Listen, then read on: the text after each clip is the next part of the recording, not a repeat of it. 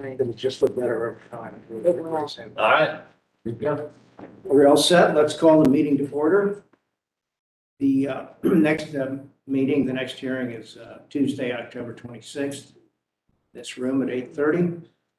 That I would like to swear in the staff with all of those here from with the staff. Please identify yourself. Raise your right hand. Louis Table. Do you swear and affirm the testimony you're about to give is the truth, the whole truth, and nothing but the truth? So say I do. I do. Thank you. With that, the roll call, Louis, please. Yes. Steve Whitman. Here. Mike Lusk. Here. Bob Loversidge. Here. Dan Maniaci. Here. Tony Slaney. Here. Ricky Bartley. Here. Otto Beatty. Present. Jennifer Riddler. Here. Ted Hardesty. Have a quorum. I think we have a quorum and more. Okay, would you review the hearing format for us, please, Louis? Sure. So for the hearing format, the way it will work is that city staff will present application materials.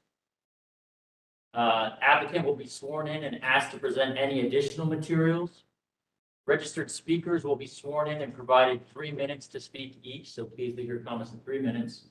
And commissioners will discuss the case and ask questions if needed, and then vote if they so choose. Okay, very good. We need an approval of the minutes from the last meeting. I have a motion to do so to get it on the floor, please. So moved. Motion is there a second, please? Second. Thank you.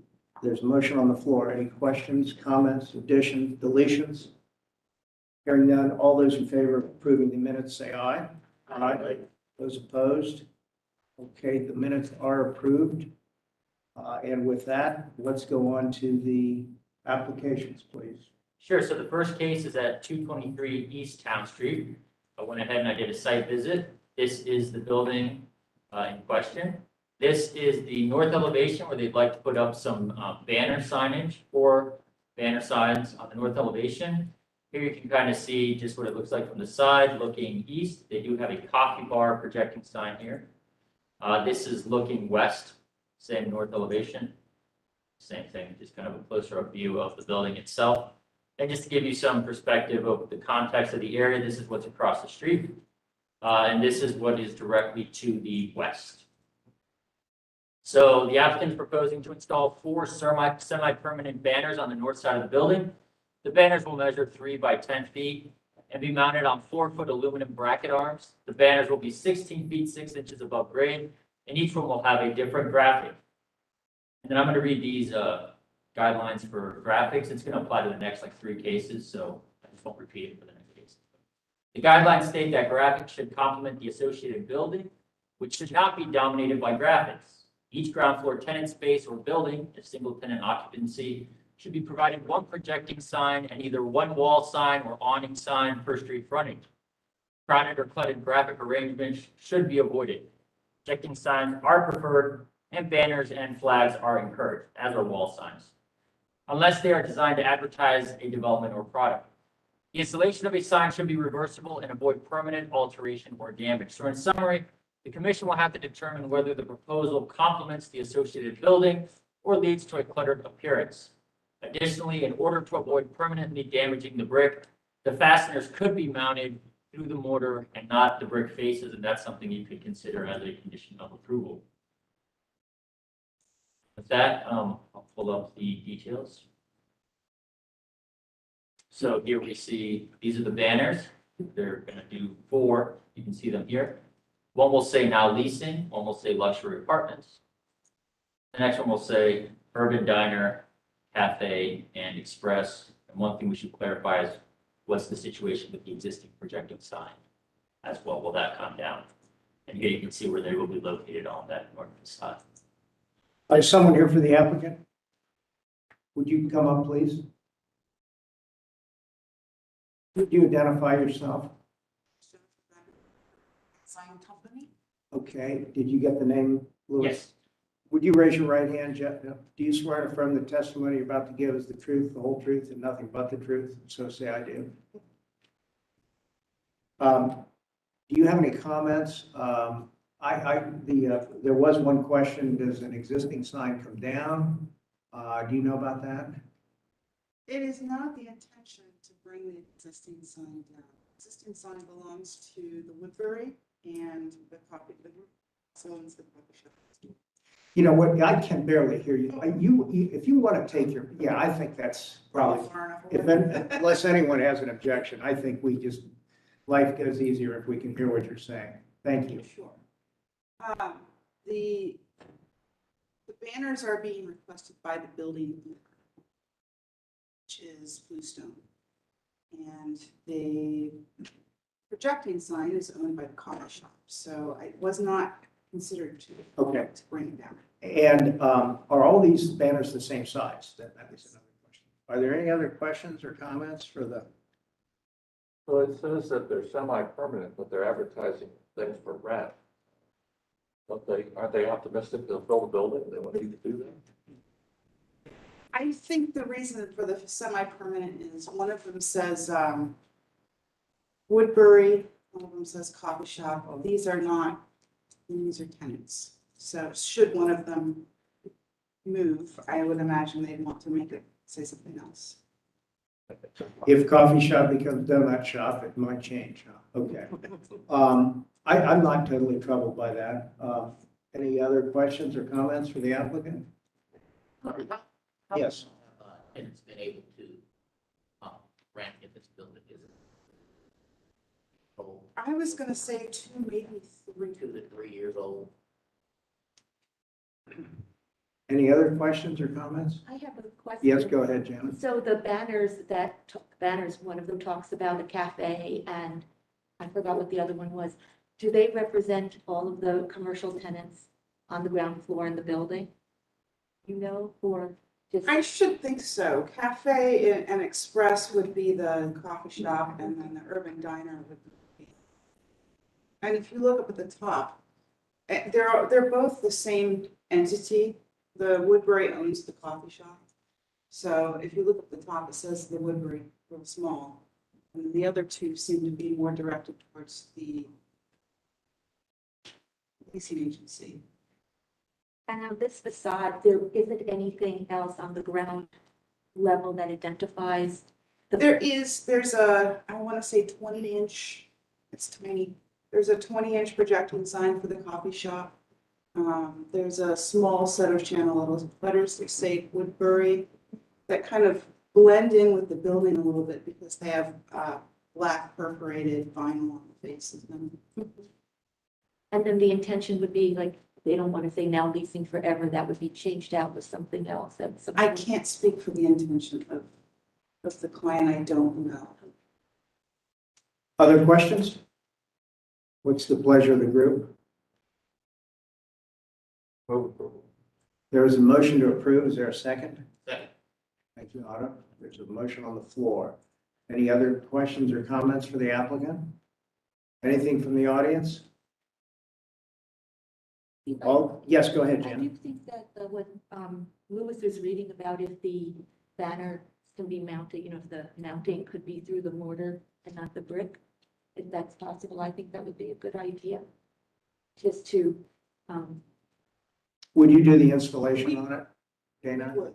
Yeah. I'm not 100% sure that's brick. It might be sod. I see.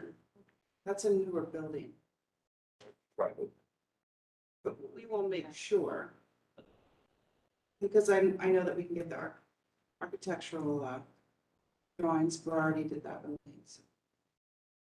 Let's say, Looks pretty great. approval with the condition that the mounting be as much as possible through the joints in the masonry if it's basement.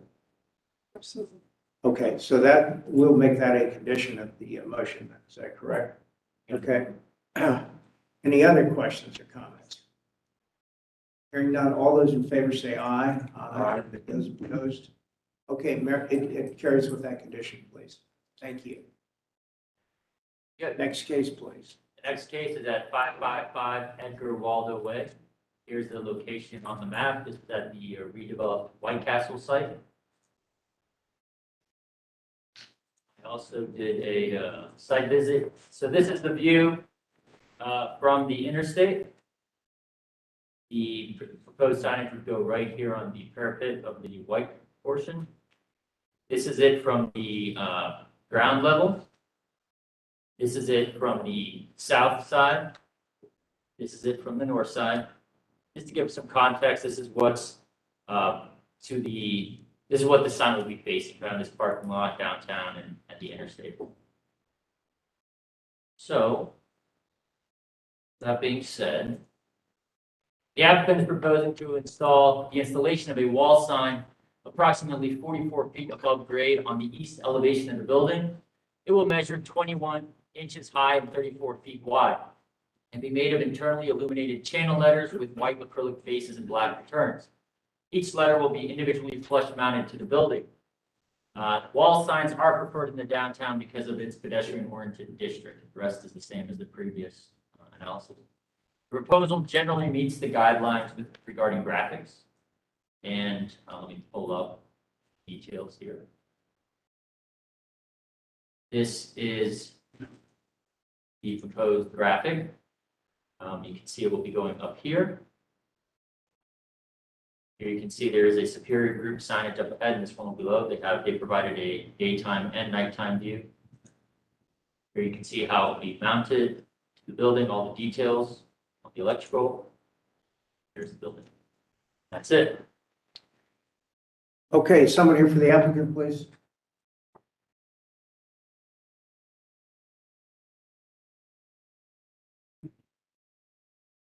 Good morning. Would you identify yourself, please? Feel free to take the Thank you. I'm Bob McCollum. I'm with Brandon Sign Company. I'm here to answer any questions. Okay, would you raise your right hand? Do Absolutely. you swear and affirm the testimony you're about to give is the truth, the whole truth, and nothing but the truth? So say I do. I do. Thank you. Do you want to present anything or any question? Are all these signs on the building the same size? I can't, we try to keep them consistent, but Yeah. I wasn't handling the other signs up there. I think they're within 24 inches to 22 inches. They look similar to me, but. I'm trying to keep that consistent. By the way, to me, the proportions on this building look actually very good. So, are there questions? I mean, we can see what they're talking about here. All the signs here, are they white letters then when they're illuminated? When they're illuminated, yes. Okay. Not illuminated, the materials, it's called a day-night, Mhm. no pun. It's an acrylic. Actually work for day-night for quite. Okay, So at night, in the daytime, they appear to be black, and at night, there's gotcha. loads Okay. of LEDs behind it, so it illuminates. Any questions, comments from the commission? Thoughts? Anybody want to move this forward? Okay, so there is a motion and there's a second. There's a motion on the floor. Who seconded? Tony. Tony. Mike would put the motion on the floor. Okay. Any questions or comments for the applicant? Anything from the audience? All those in favor say aye. Aye. Those opposed? Motion carries. Thanks very much. Thank you.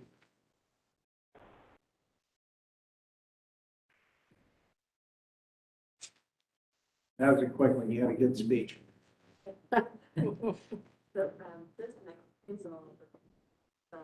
Say again? Oh, okay. Now, we have a protocol apparently for recusal. Did you see the email that? Okay, good. Thank you. Well, we'll see you soon. All right, so the next one's at 300 Spruce Street at the northwest corner of Neal and Spruce. I also did a site visit here. Let me pull it up. So here's the building on the south elevation. This 300 is going to be what is replaced. As you can see right now, it overlooks Spruce, which is fairly narrow, and then this side area. This is what it looks like from the south. It'll be visible if I would have gone a little farther west, but there's a lot of traffic. Here you can see some of the context.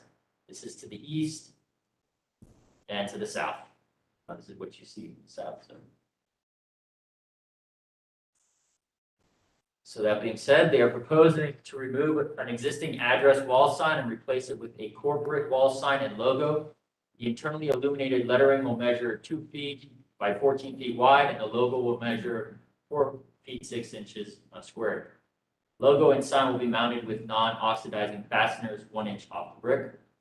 Analysis regarding the graphics are sent. The proposal generally meets the guidelines regarding graphics, although in order to avoid permanently damaging the brick, the fasteners could be mounted through the mortar and not brick bases if the commission wanted to consider that. Full of.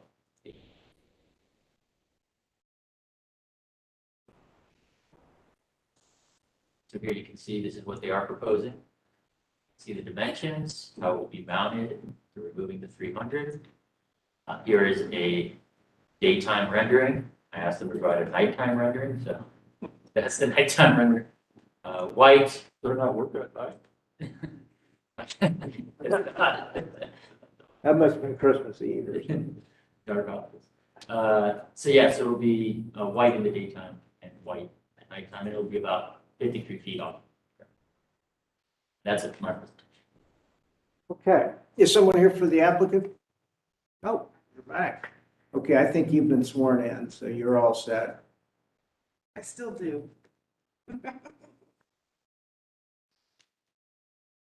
Do you have anything to say to us or just take questions?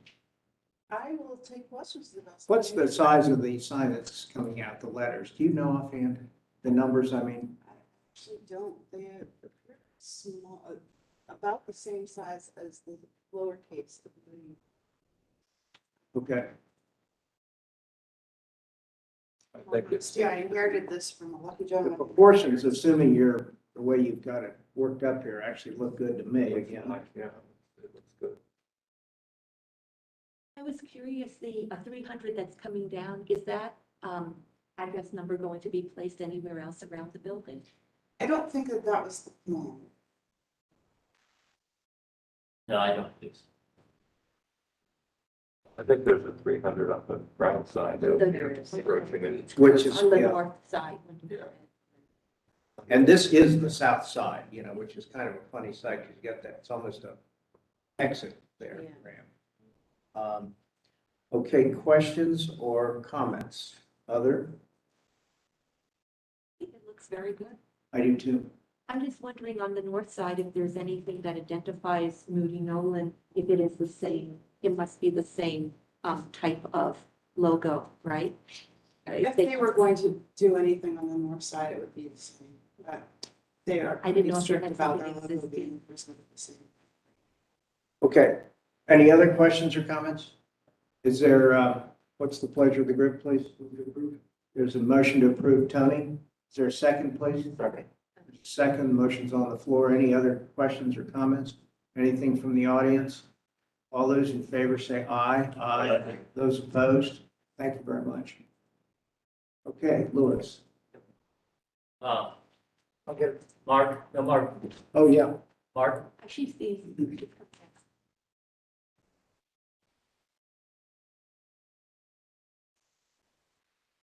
We got something done while you were gone, Jennifer. Okay, next case. Next case, 402 to 404 North High Street.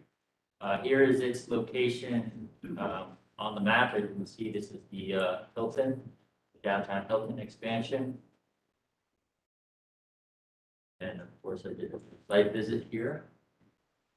Coming along quite quickly. Here it is. This is the south side of the building. You can see it from the north.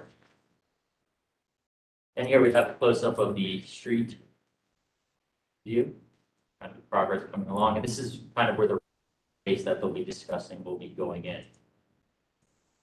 So they're returning to the commission for approval of building signage and exterior lighting.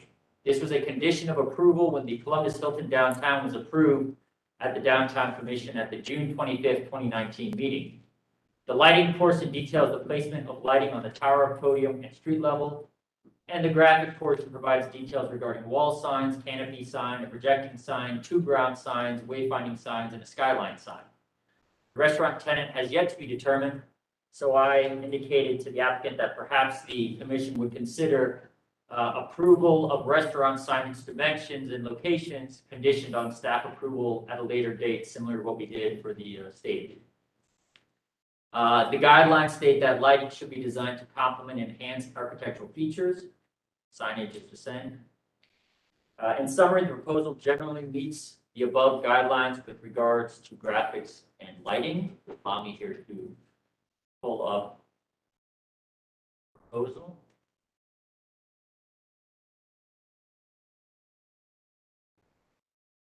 Let's pull up general piece pictures. Then, yeah, can you have a clicker right there in front of you, Sean? If you guys want to go through and do your own presentation, Okay. that's information. Before you get started, could you folks identify yourselves and Sean Conyers. Yeah. Chris Myers, Myers and Associates. would you raise your right hands? You swear and affirm the testimony you're about to give is the truth, the whole truth, and nothing but the truth, and so say I did. I do. Thank you. Go ahead. Good morning, Commissioners. Today we're here to discuss exterior building signage and architectural lighting on really all four sides of the new Hilton. Current status of the building, it's at the 21st to 22nd story. We're headed to 29 in total.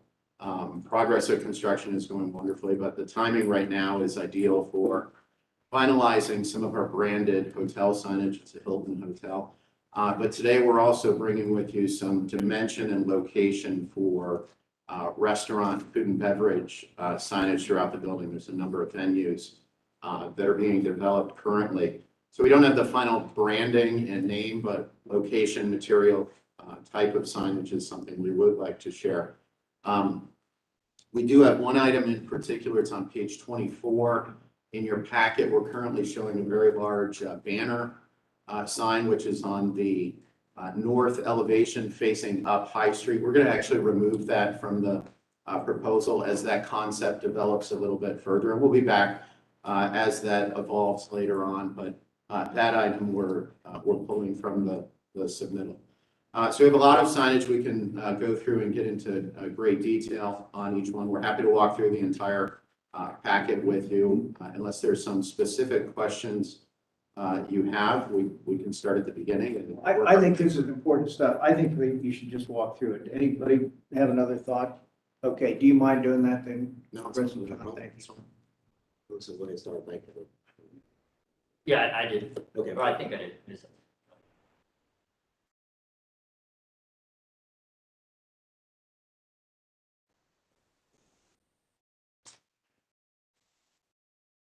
Okay, perfect. So I just want to go ahead and start.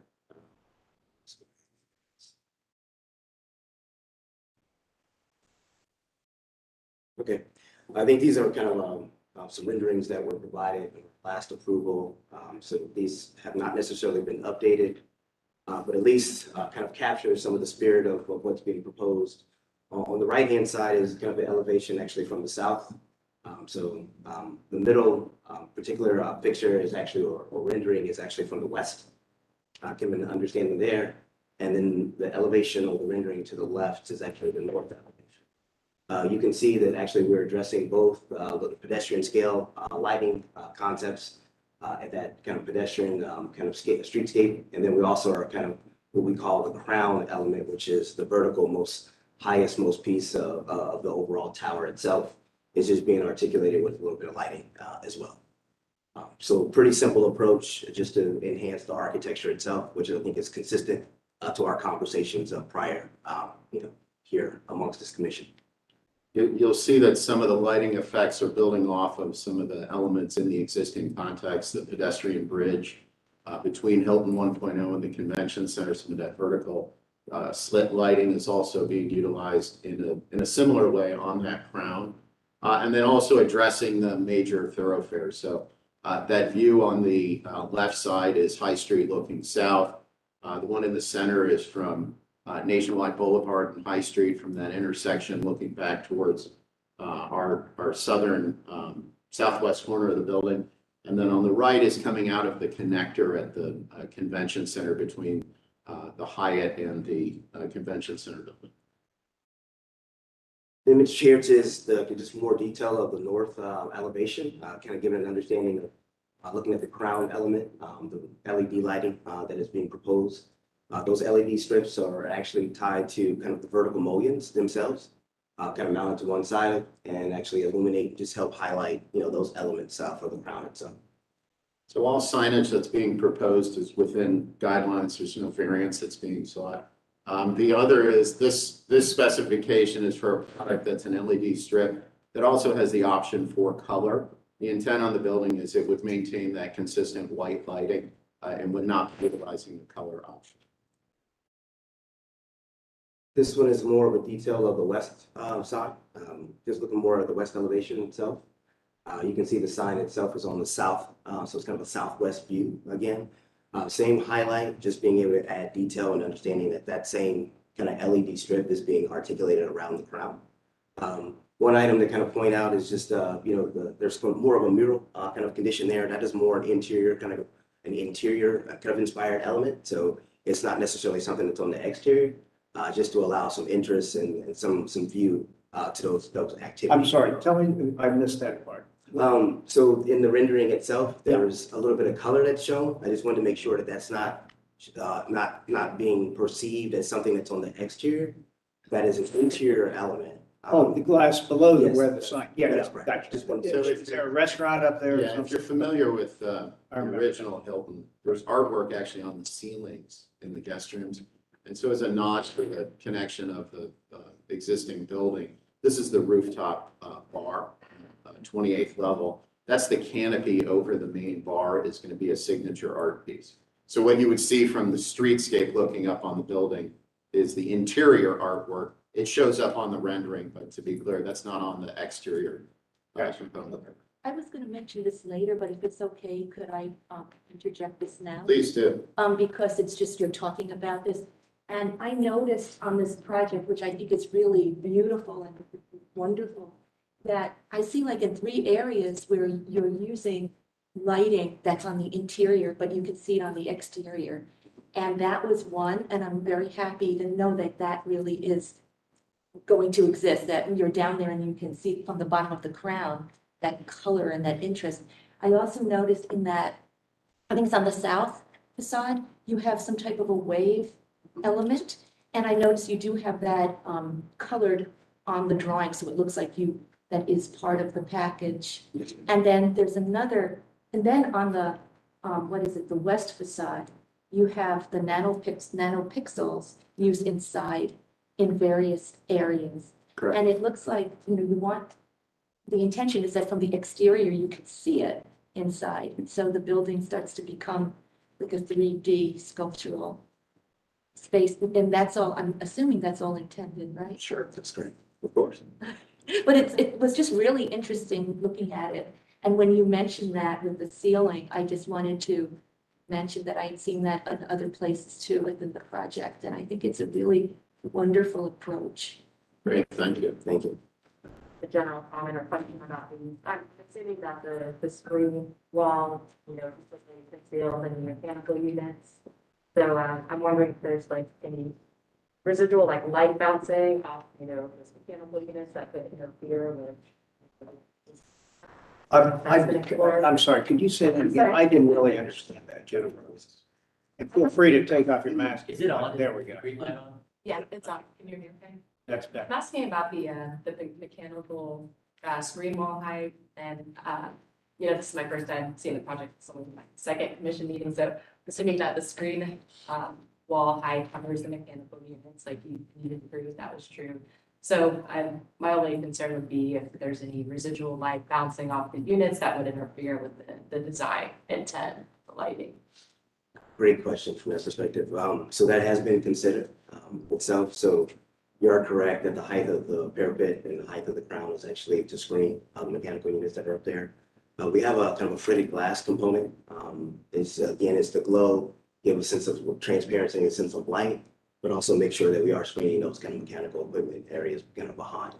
So it's right now there's some fritted glass that's being proposed for that area, and there are other select areas in the project where we have that same kind of fritted glass echo as well.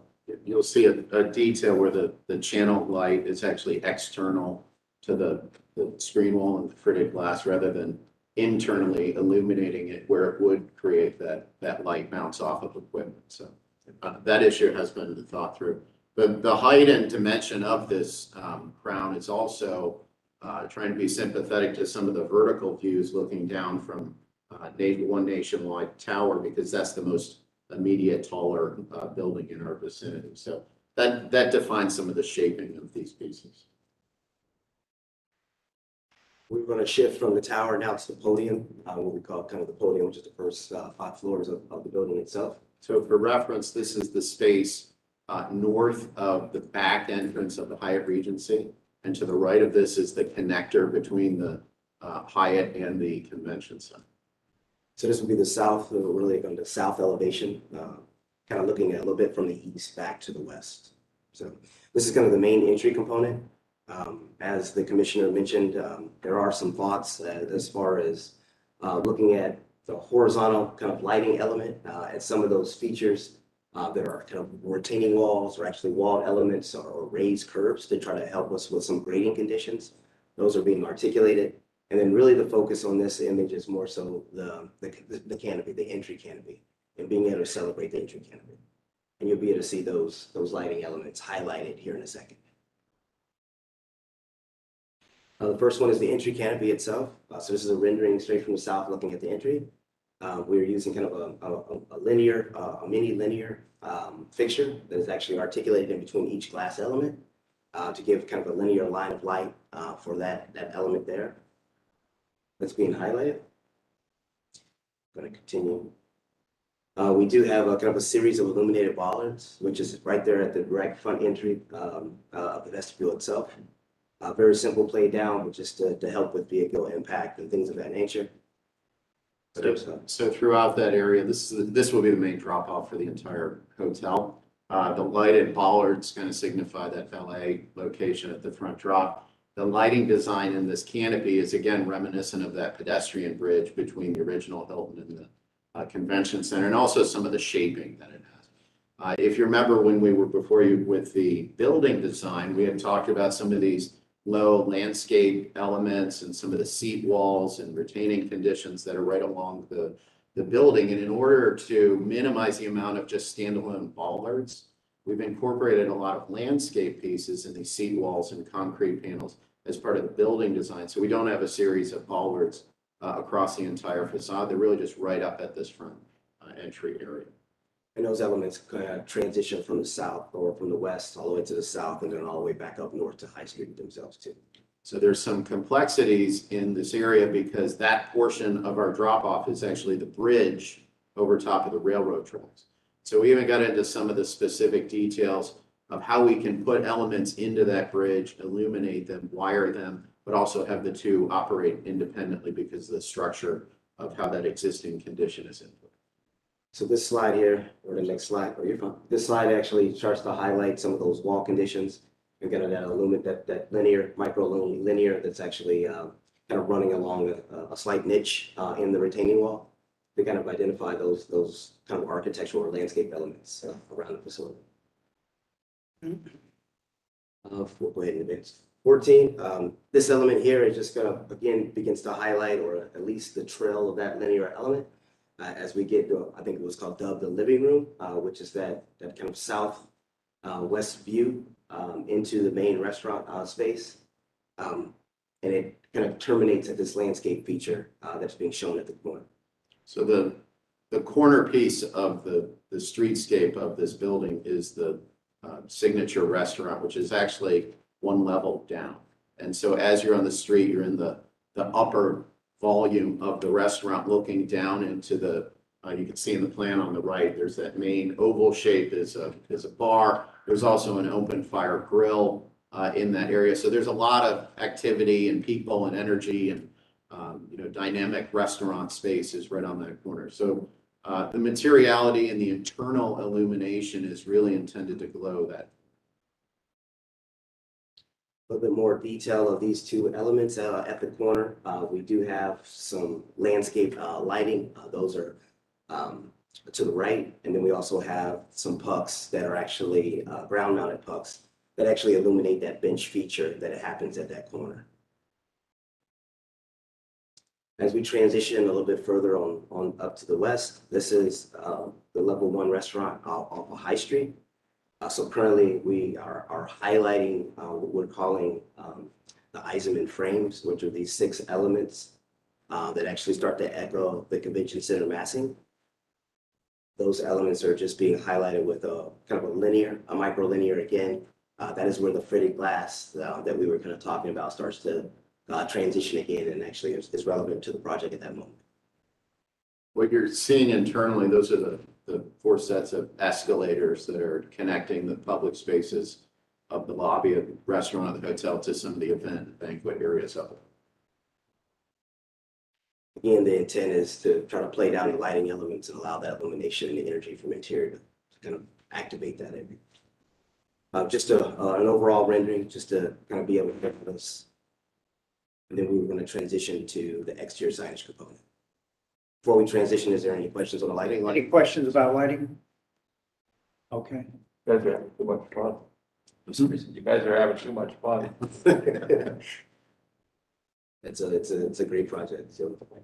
Mr. Conyers, can you spell your name? Yes, sir. It's a Conyers. And Sean. It's Shawn, Shawn. Yes, sir. Let's move into signage. This page was just more of a kind of a grounding element, just to allow us to try to understand all of the signs that are relevant.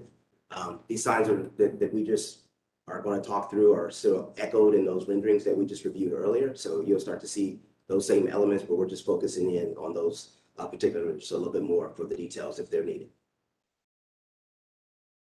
19, so this is back to the restaurant on the west elevation. So you can see that we're asking for kind of a sign, 2 signs here that actually identify the restaurant. I think as Lewis had mentioned, the signs, or at least the branding, hasn't really necessarily been developed as of yet. But this would be the place. They will be mounted. They will be mounted on these kind of trellis elements, or mounted directly to the facade or curtain wall.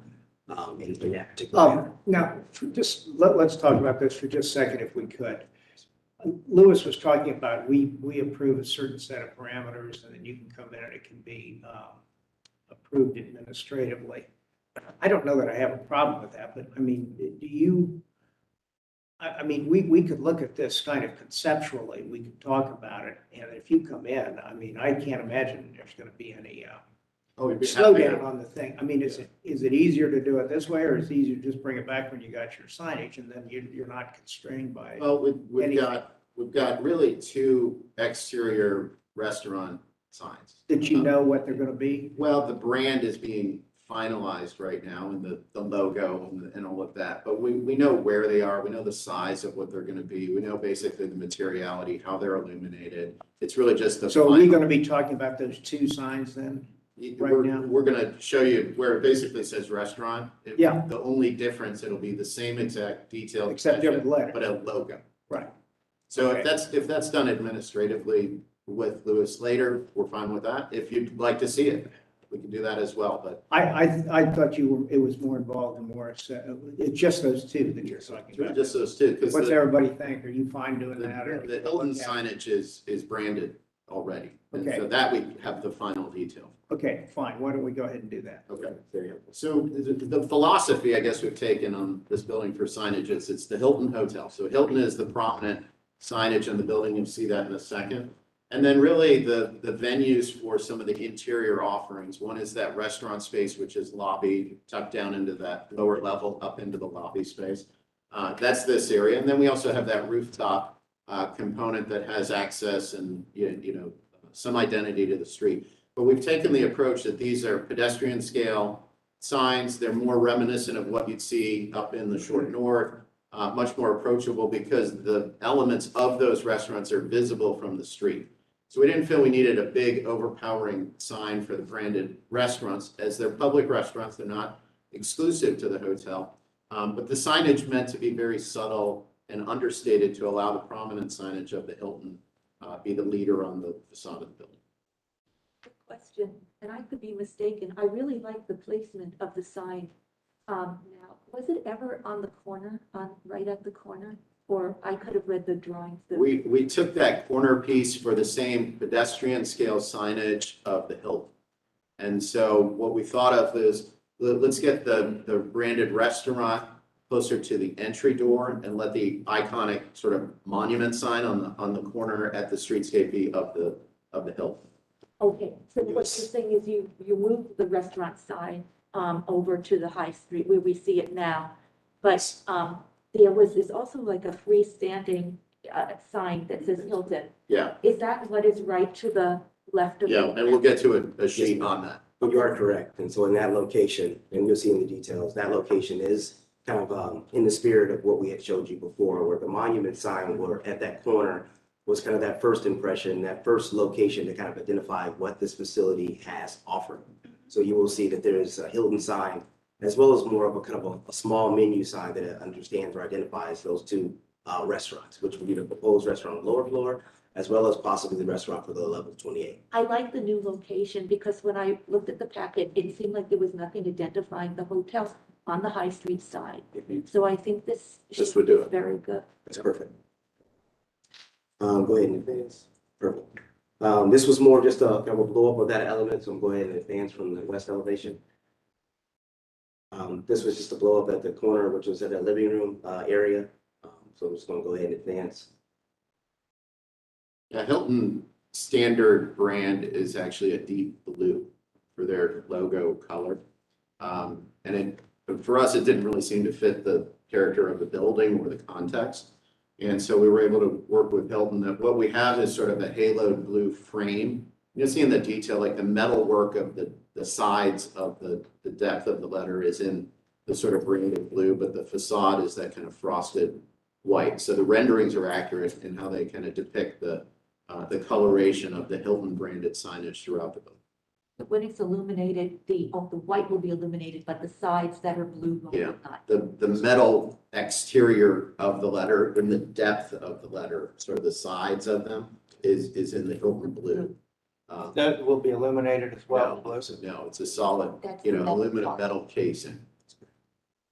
So this was just in east elevation, a little bit more blow up, and just kind of gives the size and proportions of each one of the Hilton signs as we kind of walk around.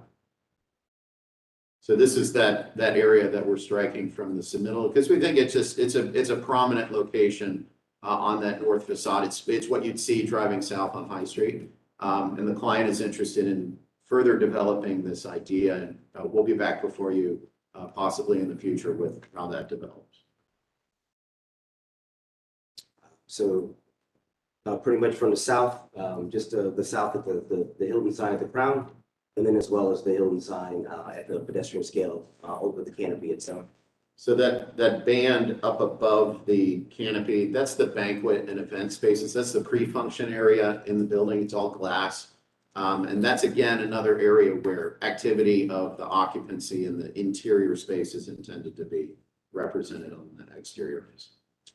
I think in some of these, you start to get a little bit more understanding of the Hilton sign and being illuminated as far as white, and then exterior casing elements of those island representing the brand blue color.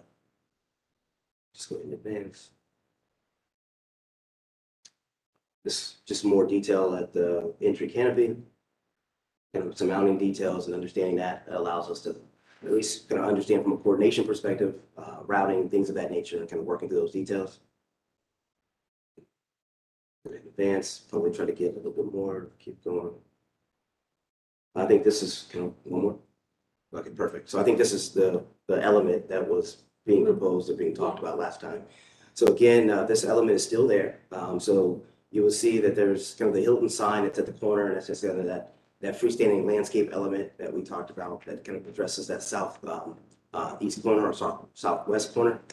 We do have kind of an illuminated panel that allows for the restaurant signage to be mounted against it, kind of more of a backdrop. That's where the level 20 as far and the level 01 restaurants will be at least articulated and expressed at that location.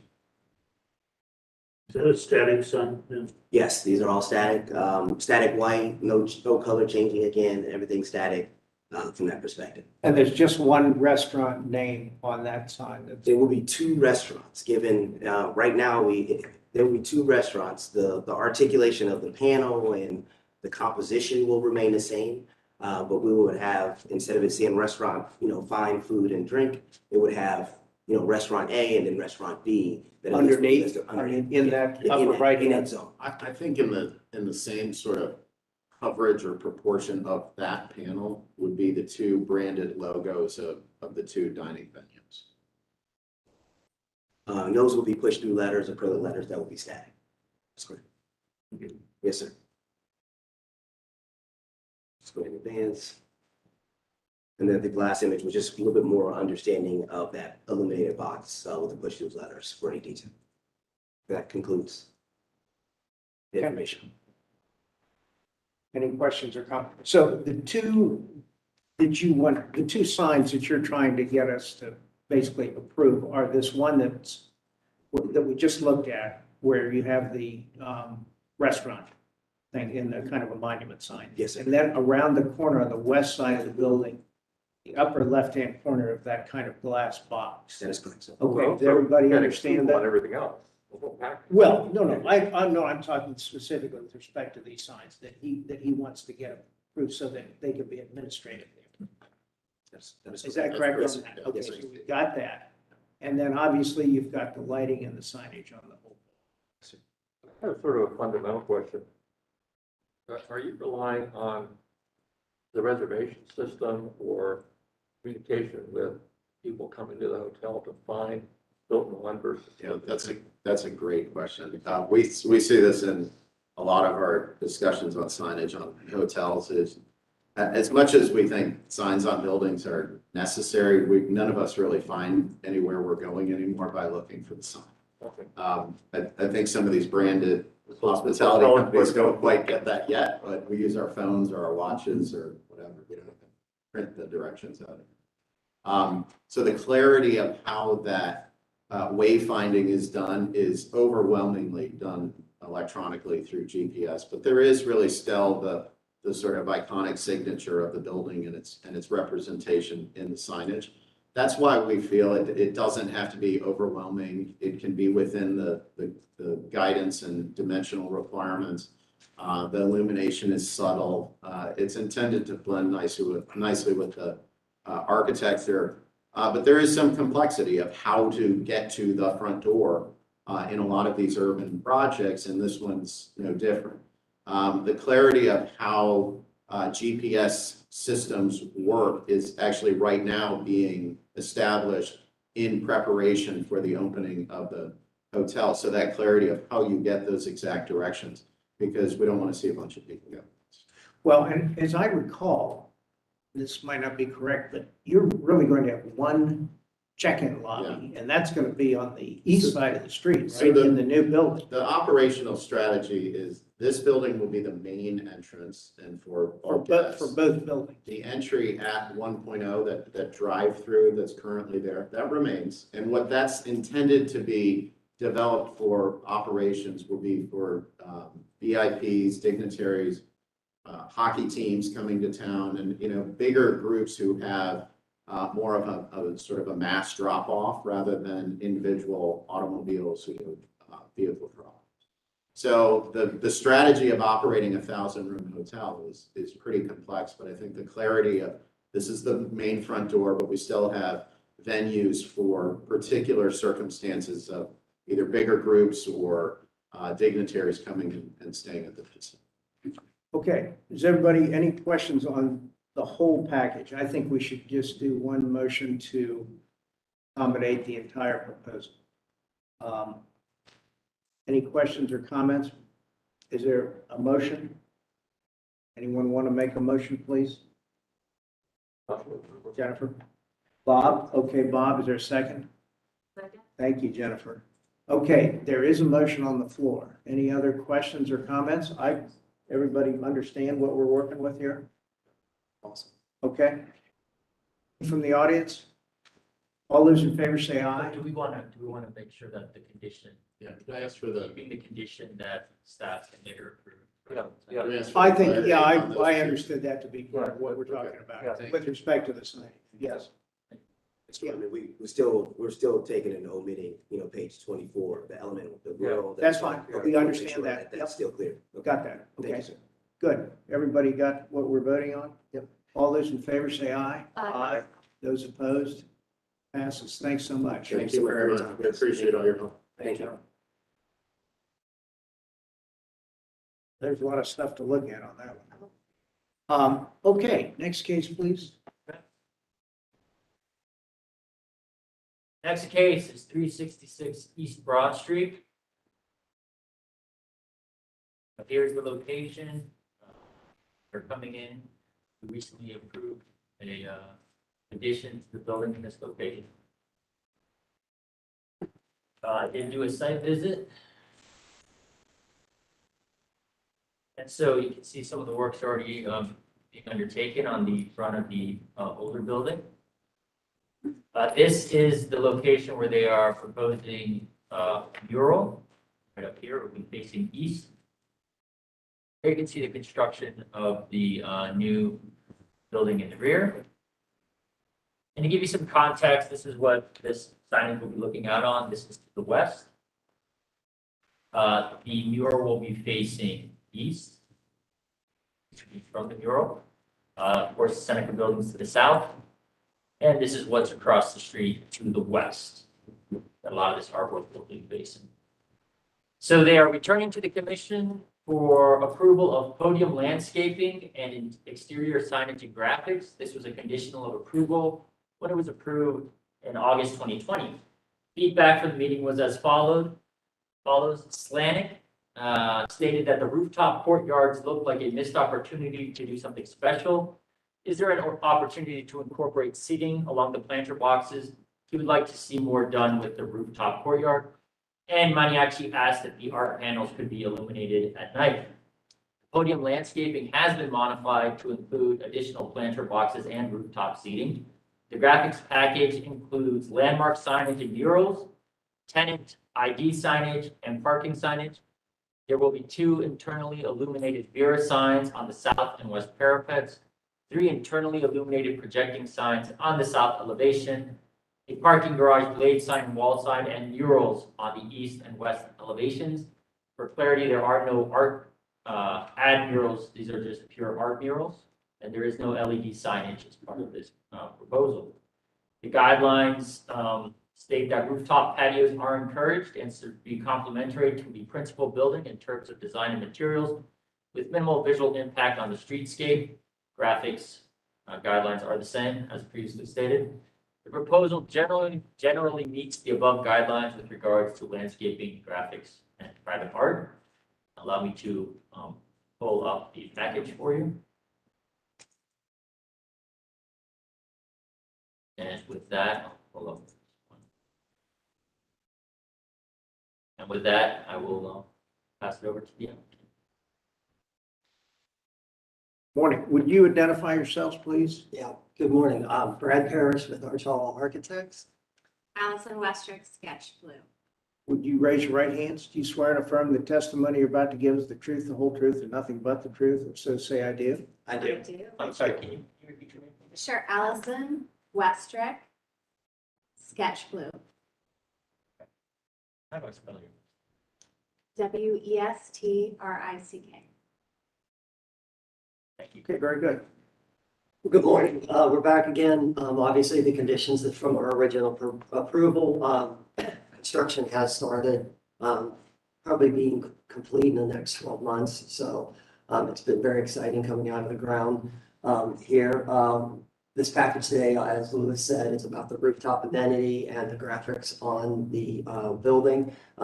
Allison has been working diligently with the owners on the brand and the naming and all of that. So she'll speak towards that and how that ties into the graphics and lifestyle graphics on the building. So, Excuse me. We have, I know you're coming back here, a little over a year ago. There's several commissioners that are new. Could you give just a 30-second overview of what the project is? oh, yeah. Yeah, so the existing building at the corner of Grant and Broad was a 3-story office building. Our clients purchased that building, and so the front half is a 3-story with a 3-story parking garage addition and 4 stories above that. So it's all in total, it's going to be apartment community for affordable living. with Finance Fund, Dayton Group, and J.C. Hanks are the owners, Hanks Holdings. We are creating sort of loft style apartments in the existing on the second and third floor, and then we have sort of more studio type living in the new part. There is a courtyard on the parking garage level that looks eastward from it. Yeah. So anyway, we went back and we revisited the courtyard, obviously providing more of an amenity to the building. Again, I think ultimately from a pedestrian level, the courtyard's going to be very difficult to see, at least from the grant side of it. Not sure with the CCAD to the east, it's also. So this is really more about an internal design to the building. So the details on that and planting schedule and everything is available in the package. We also, if you could keep on this drawing, we also looking, can you go back, please? You can drive as well if you'd like. There's a clicker there. Okay. The streetscape, you see some of the landscaping that we're doing in on the sidewalks there from some street trees. Again, trying to get pedestrian, friendly experience on North Grant Avenue here. And that's kind of where we started the conversation last time about the sort of graphics and stuff at the grade level, being that is a parking garage associated or adjacent to the sidewalk. So I think, all in all, we've sort of developed that a little bit further, and Allison will go and start to speak upon, how she's developed their brand and what this project, the naming of it came from. So that's yours. Are the graphics then after some of the architectural?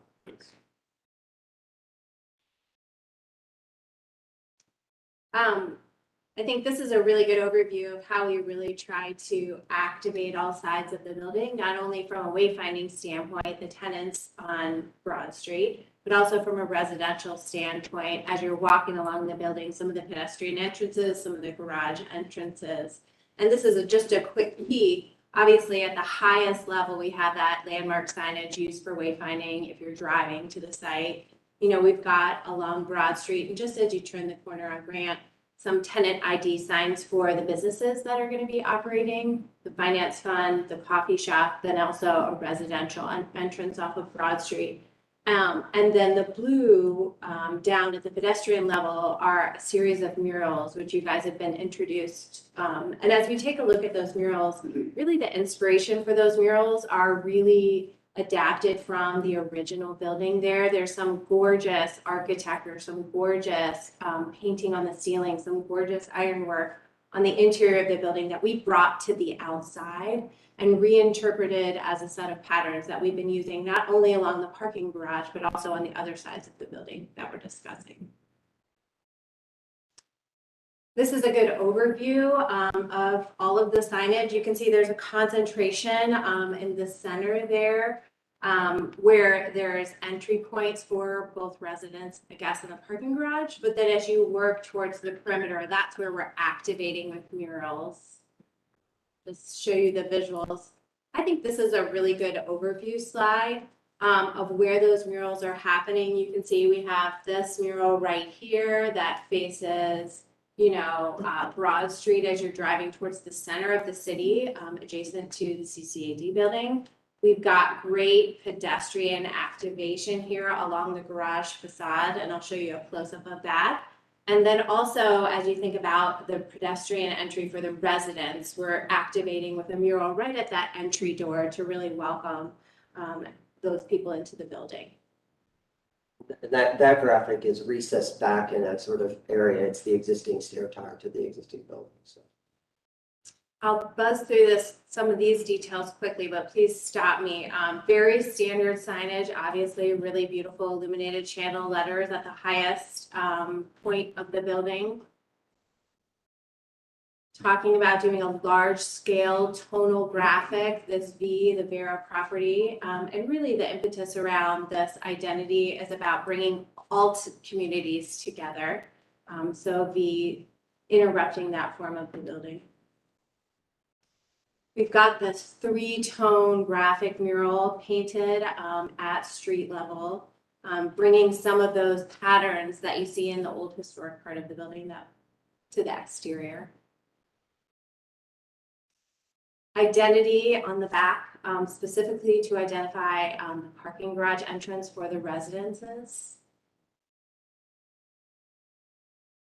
This is the mural Brad was talking about that's recessed in between the two buildings at the residence entry to really activate and enliven that corridor.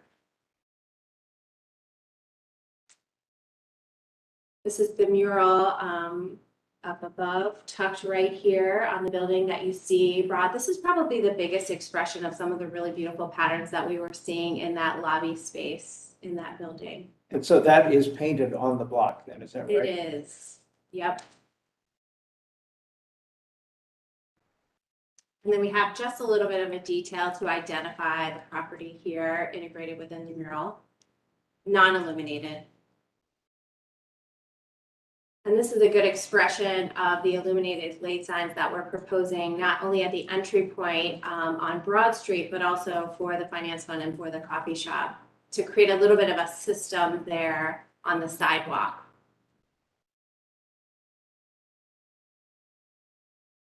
We're using that same visual language to identify the public parking for the visitor parking for the finance fund here. Illuminated projecting blade sign. And then as at the residence entry, you know, just a little friendliness, a little casual hello.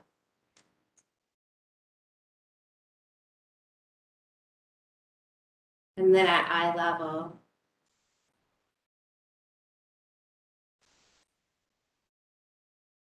Stuff. Can you put, yeah, I think it is.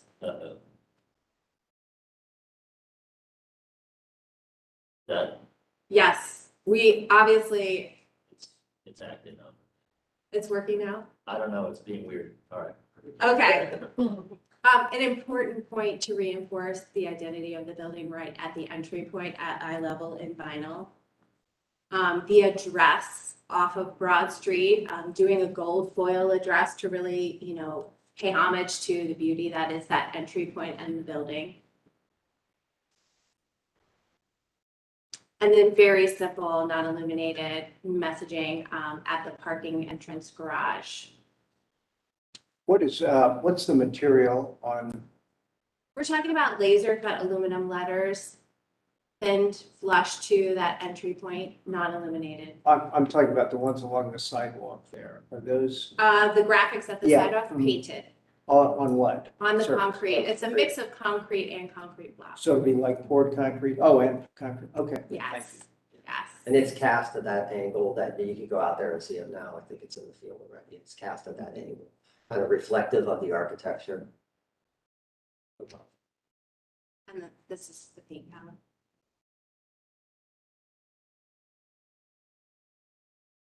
Is there anything you'd like me to go back to? Any questions for the applicant? I have a comment and a question.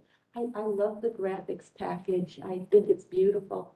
And I'm wondering if somewhere in a simple way on the ground level, like maybe where you have that recessed larger panel, if there's some way you could express that these graphics have some connection with the history of the building. And I don't know quite how you would do that. Maybe it's just very simple text, or maybe there's something explaining, you know, somehow graphically explaining it, because it is very beautiful, but I think a lot of people might not understand, not only is it creative and dynamic, but it has some real significance.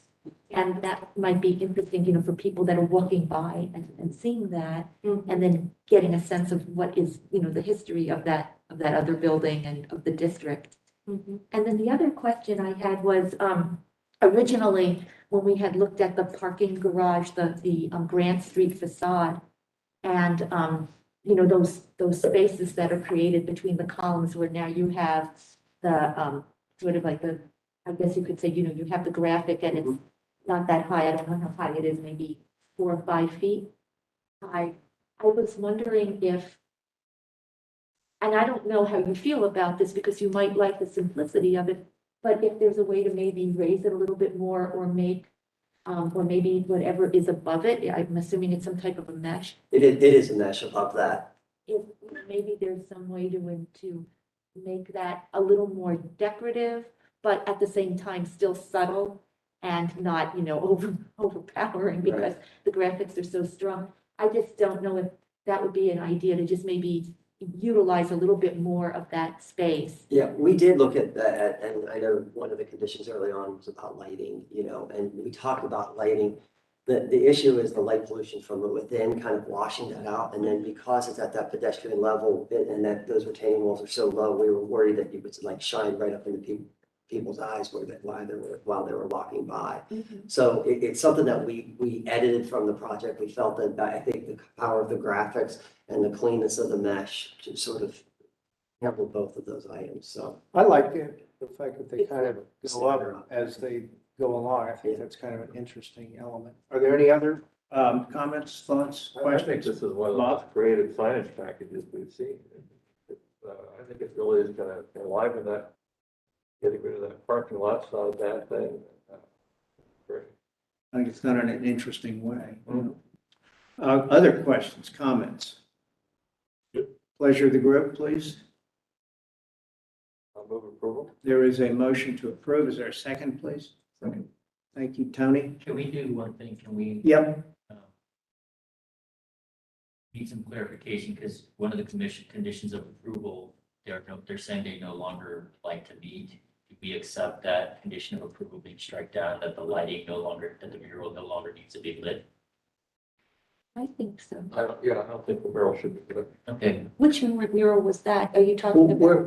Where did that come from? At the previous meeting, one of the conditions Oh, I was see. that you guys would approve the building as long as this mural was lit, but now. Oh, we're saying I don't recollect that. Makes sense. And Right, so I just want to make sure that officially that's no longer. So that's not part of this Rescind motion. that condition.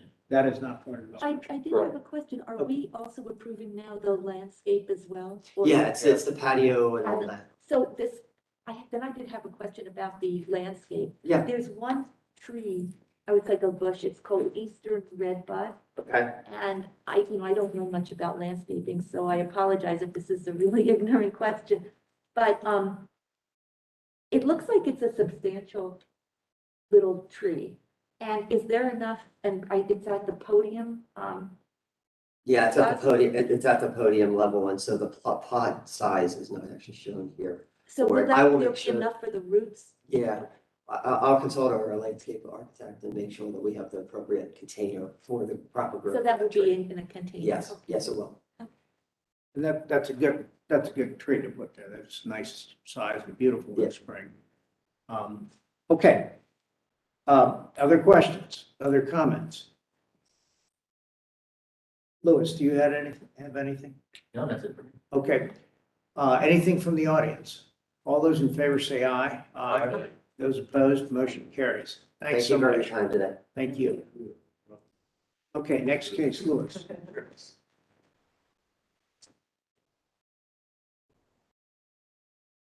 The next case is at 225 North 6th Street. Here's the location.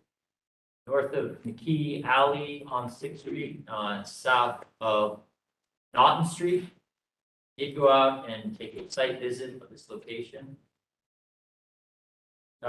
So here you can see it's the building. This just gives you an idea of the context. Here it is. It's this building right here with the fencing and the ivy growing on it, or the dead ivy.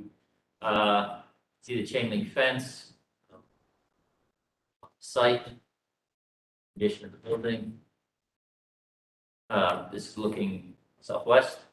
This is looking northeast. You can see the loading bays on that side of the building. You can see the gravel lot. You can see there's a parking lot to the south and then larger commercial building to the north. This is looking east. Here is the alley. And there was a lot of litter, a lot of clothing, a lot of stuff around the area. Here is the building to the east. Building to the north, just to give you some context. So what the applicant is, they're proposing to demolish a one-story commercial structure built around 1960. The 1,500 square foot cinder block building has truck loading bays on the west of the building. The remainder of the parcel is a gravel lot. The applicant has no immediate plans to redevelop the site, but going forward, it may be used for auxiliary overflow parking. The chain link fence would remain to provide on-site security. The guidelines state that the commission should consider whether the building is in a deteriorated state such that it cannot economically be rehabilitated, or is without distinguishing architectural character. The way parking is developed is critical to ensure that the downtown and the people who frequent it are benefiting in terms of quality of life and community character. Additionally, when adjacent to public street, surface parking should be screened. In summary, the proposal generally meets the guidelines with regards to demolition. While the guidelines recommend screening and landscaping, the existing conditions and existing security concerns may mitigate these recommendations. The applicant has indicated that they've had multiple break-ins on the site. When I was there, you could see that the fence had been ripped open in certain places and repaired. And so that's it for me. Okay. Are you here for the applicant, please? Yes, Could you identify yourself? TJ Jester, I'm with Hackman Capital Partners. Would you raise your right hand, please? Do you swear and affirm the testimony you're about to give is the truth, the whole truth, and nothing but the truth? If so, say I do. I do. Thank you. Okay. How do we want to proceed? Do you have anything to say, or do you want us to ask a question if someone has a question? Louis, do you have a comment? Let me just pull up the. Why don't you go ahead and tell us what your Our thoughts main are? goal is that we are trying to coexist with the homeless shelter that is directly across the street. Okay. We've had a couple, there's probably been more, a couple break-ins that we've had individuals living in the building and also drug paraphernalia and et cetera. That it just continues to be a problem for us to try to keep running them out. And we felt that taking down the building would be the best solution. We don't have any plans for the building to do anything with that building. I'm sorry. Okay. The segment adjacent buildings? We do. Okay. To the, yes. Where's that again? Is that on this? I can pull up the map. So we have 12 buildings there in that district. Okay. You're in these buildings here. South. So we're on Neilston, we're on Fifth, Mount Vernon, Naughton. It's in parking lots. Staff, particularly the transition that we're in, that if there's information like that, we should have that on staff report. The I mean, not adjacent necessarily property in detail, but it puts the proposal in a little bit more. Okay, I'm not looking at it in isolation. sure. It is, although I can glean that from a little bit of the federal information. Sure thing, yeah, good suggestion. Questions or comments for the applicant then? So what's your thought? If this becomes parking then for your project, or? Actually, I mean, it could be overflow parking for us. We Yeah. don't really have any immediate plan to make it a parking lot. We Yeah. wanted to keep the fence up, Yeah, just to kind of keep them out. It will become an eyesore. I mean, we're constantly cleaning up trash in the alley and in that. So we're just trying to, deter them from wanting to get in the lot. okay. Okay, what's the thought of everybody here? I have a hard time equating demolition with homelessness and security. All of our buildings have to be secured, all of our sites have to be secured. Certainly not arguing that this is a historic building or landmark building, but we consistently said we don't want to demolish masonry buildings in the downtown or parking lots or vacant. So I have a little bit of concern about why the building couldn't be secured and the fence couldn't be repaired, as opposed to thinking that tearing it down solves the problem. We do keep securing the building with bolted doors. We've probably weekly repairing the fence, just because they want to get in and get into the building. So it's just a constant trying to keep up with them and to keep them out. And probably the biggest main concern is the drug activity that is going on there. That is just, our tenants are, you know, a little bit afraid of what's going on in there. So that's one of the, you know, unfortunate things with being that close. Okay, so you've heard the issues and problems. Go ahead, Jana. I just wanted to ask again, so let's say if the building is demolished, you will have a new fence around the We were perimeter? planning or on the- keeping that same You existing will fence. keep the same fence, but you will repair the fence? And then what will Yes. happen, and then the lot, or, you know, The lot is currently gravelled, and we would just keep it it gravel. will just be a gravel, the whole thing will just be a gravel. So assumably, the idea is if there's not a building there, there's no reason for anybody to break in through the fence. Is that the idea? Yes, And then long term, you're not sure what it might be, and right now, you would not use that for overflow parking, you would just secure it right correct, now. correct. Mr. Chair, I think approximately 90 days ago, 20 days ago, when we were addressing another case, involving a lot demolition of the building on the corner of High and Main, I believe. Seen his name or anything like that. We were saying that it was the commission's history to not encourage demolition without a more certain use for what would replace it. And I can't recall, are we starting to back away from that particular policy or case by case basis or? From my standpoint, I don't think we are. No, I think our underlying principle has been that before we see demolition, we want to see, we want to see another use for it. However, I think we've also, over time, had the flexibility to take circumstances into play. I would say one thing too, that for what it's worth, in this district, this area, the property owners have the right to use a lot for accessory parking. In other words, they can't put a parking sign on it and sell parking to the public necessarily, but they can use it for parking for their own buildings. So, I mean, they have, if I'm correct, is that correct? I think that's. That's the case. correct, yeah.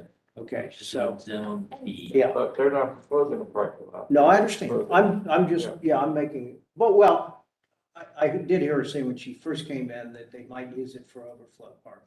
Okay, which could be accessory. Yeah. We do, Right, that's true, But that's true. I mean, also sometimes, and I don't know if this makes sense of this case here, but sometimes we will say, yes, this is okay, or we approve this for a year or 2 years, and then they have to come back. And then, if nothing is proposed, you know, they have to upgrade. You know, they have to do something with it, whether it's, you know, might be upgraded to a parking area that, you know, is meeting the design guidelines or something else. So it could also be like a temporary condition as well. Do you think? Yeah, well, we can pretty much do what we want to do, but what seems appropriate to us, in other words. So if I could provide just a little clarification. So initially, we had requested landscaping and screening of the site until we did the site visit and. Which site? This site? This site, yeah, that was in our staff report originally. We visited the site though, and everywhere that there were bushes, there was clothing, there was a lot of stuff all over the place in the alleyway. There was a lot of parables lying around. It was pretty rough in the area. There was a lot of stuff in the alleyway. And so when we saw the conditions, we thought, okay, in this case, maybe we can allow them to secure the site because it had been broken into multiple times. If the commission, the commission's under no obligation to approve this as is, if you guys want them to come in with a site plan and showing landscaping and screening, by all means, request that. We could always have them come back, if we want to continue the application. Who's responsible to clean up that mess? Is it the city? Is it the home, is it the property owner? Is it the homeless shelter? I actually don't know, I mean, if it's in the right of way like that, like in the alley. I think it's probably property owner's responsibility. It was definitely the roughest part of. But it's a difficult, I think we all need to realize that it's a difficult situation there. So. It is, yeah. Louis, when you said that, after you saw the conditions, you asked them to secure the site, did you mean you asked them to secure the building or the? Oh, no, fencing? we didn't ask them to secure the site, we just said, okay, perhaps, given the conditions and any kind of bushes that are there, the condition of them and how they had broken in, perhaps at this location, we could be more flexible I see. and allow them to keep the chain link fence. Now, if we want them to remove everything and just put a sod lot there or grass, we can do that. We'll go get commission, but just to give a background is why we weren't pushing so hard. Could you show us photographs again of the site and the fence? And this is property, you own this property. Correct.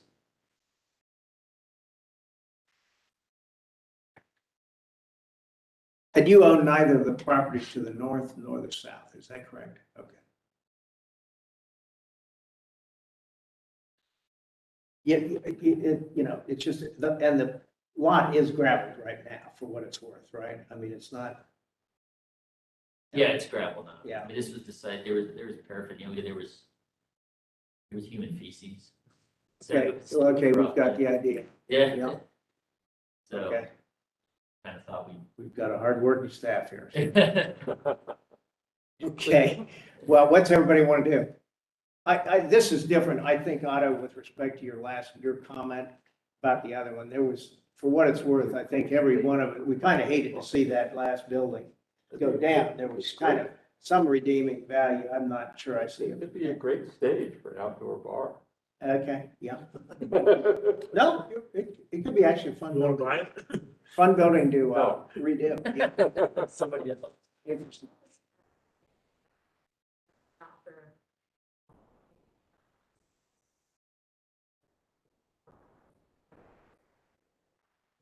Seems like that would still. Like there, what do you guys think? I will tell you that if you own, and again, it'd be great if you saw your way to go in there. Use it for some interim use, even if it were, some interesting thing, but empty buildings can be an issue. I mean, if you go even, and I'll tell you where you get into trouble with insurance companies and so on, and they don't want to provide coverage for it. And this, by the way, this is out in the country too. I mean, we're losing, for example, we lose barns, historic barns in the state of Ohio because somebody tells somebody they won't insure it, and that includes the liability coverage, by the way. And so all of a sudden, people are tearing down barns. So empty buildings are an issue, just in all Well, fairness. we don't want to get in the business of agreeing to tear down a building just because. I'm not saying that. Yeah. Okay, so what's everybody want to do? We have an applicant here, we have a proposal in front of us.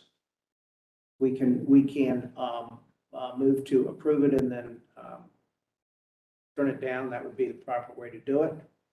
If everybody wants to do it, or we can allow the demolition and go down the road. So We could also continue it to the next meeting as well. we could continue it, Well, but I think if we continue it, we ought to say, why do we want to do that? Right, exactly. What do we want to see back from somebody? Yeah, exactly, Yeah. Give the owner some guidance. Exactly. I have a concern too about, you're saying in those bushes, there are a lot of things going on. And that is not very close to the building. So I'm wondering and concerned that even if the building is demolished, and I think Jennifer was saying something just like that too, that it doesn't solve the problem of the trash in the bushes and all the things that are happening. And I'm not saying we shouldn't demolish the building, but I'm also concerned about this other issue that seems to be a problem. Or do you think it's a problem because people are gravitating to that area because of the building? And that this problem happening in the bushes is sort of like People are there Outbreak. because the homeless shelter's in the area. Okay. So they are there. okay, so this Yeah. problem that you're having with everything going on with the vegetation is you think it's independent to the building. That has to do more with the homeless shelter and the problem with the building of people that are trying to break into that building and using it for primarily for drug use. Okay, other I questions? don't think the drug use is gonna stop because you have demolished the building. Well, they'll keep them from being inside of a building and not knowing what's And trying to around. break into it. And I get that, but still, the paraphernalia is around your gated area. So my question is, I would like to see a purpose, other than just saying it's potentially going to be a parking lot. I mean, I see what's around there, and I understand what is going on around there. Is the SID in that area or not? We're not part of the SID. It's not. Okay, but I just think there needs to be a purpose because it's still an eyesore. When you look at, even when you keep the gate up, it's still an eyesore. A lot of the eyesore is just all the lack of maintenance around the fence, and the place for all that stuff to accumulate. Do you folks periodically clean I mean, that looks pretty rough along that alley there. I mean, if you, Yes, we do, and it becomes a biohazard for our maintenance tech, so that we have to hire special individuals to come through so about quarterly, we try to go through and have a company come through and clean up all of that, but it and is, you get rid of the weeds then too and everything? we try to keep up with the weeds. I mean, Yeah. that's, we spray the weeds. We do have a maintenance tech on site for our other buildings, and this is, one that we would add that he, tries to keep up with, but when it becomes a biohazard, then we have to hire someone else to do it. Okay. How long has it been since the building has been empty? It's been vacant for a very long time. It was formerly like a depot for Central Ohio Welding. They would just keep gas cylinders in there, but it's been vacant for a very long time. Okay, what's the pleasure of the group? I think what's everybody want to do? If you want to deny it, I think we should make a motion to approve it and then people can vote against it. That's apparently the proper way to do it. So I would entertain that, or we can table it and continue the conversation. I guess maybe you just want us to act and don't want to come back to talk further. And I don't know what the commissioners want to do. What would happen if, let's say, we weren't against the demolition necessarily, but we wanted to see a more developed idea of. Well, that would be subject to their agreeing to do something like that. They have a proposal before us to simply demolish the building. So we can act on that, or we can talk to them and see if they want to do something else. If they want to, are you willing, or do you have an interest in kind of improving that in any way? Well, we are getting prices for either turning it into a paved lot with landscaping, et cetera, or to sod, to just sod. If you do that, you could I think that would help us to make a decision here. So I spoke to the applicant yesterday and they were talking about tabling, but I said you could come forward to see what the feedback was from the commission. So I think she'd prefer to have it continued and then make improvements to. Does that work for you? Why don't we do that then, with your permission? Table it? Is that fine with your commission? Okay, good. Thank you. Well, or next month or the month after Okay, good. Thank you very much. Appreciate it. We'll consider this table then, okay? I need an official vote.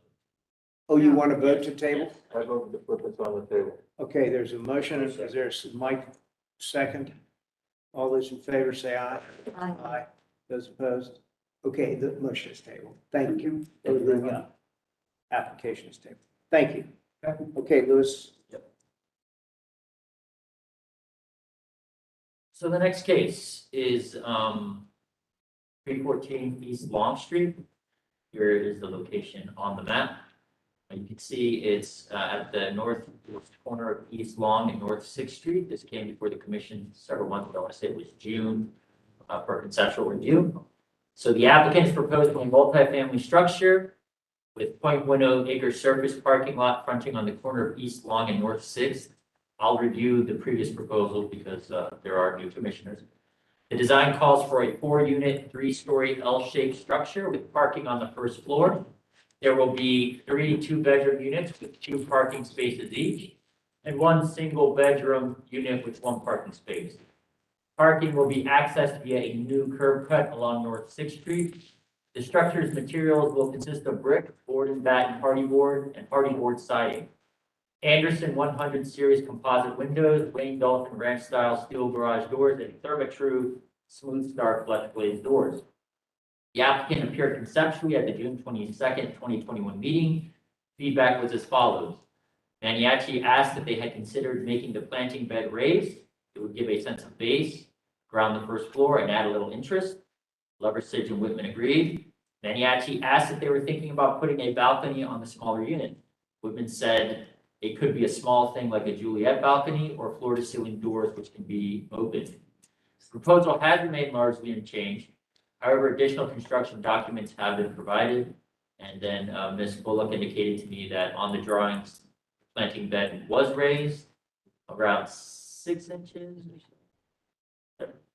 I can talk a little more We'll, about yeah, that. we'll hear from the. Yes, but I didn't see it. Okay, anything else on there?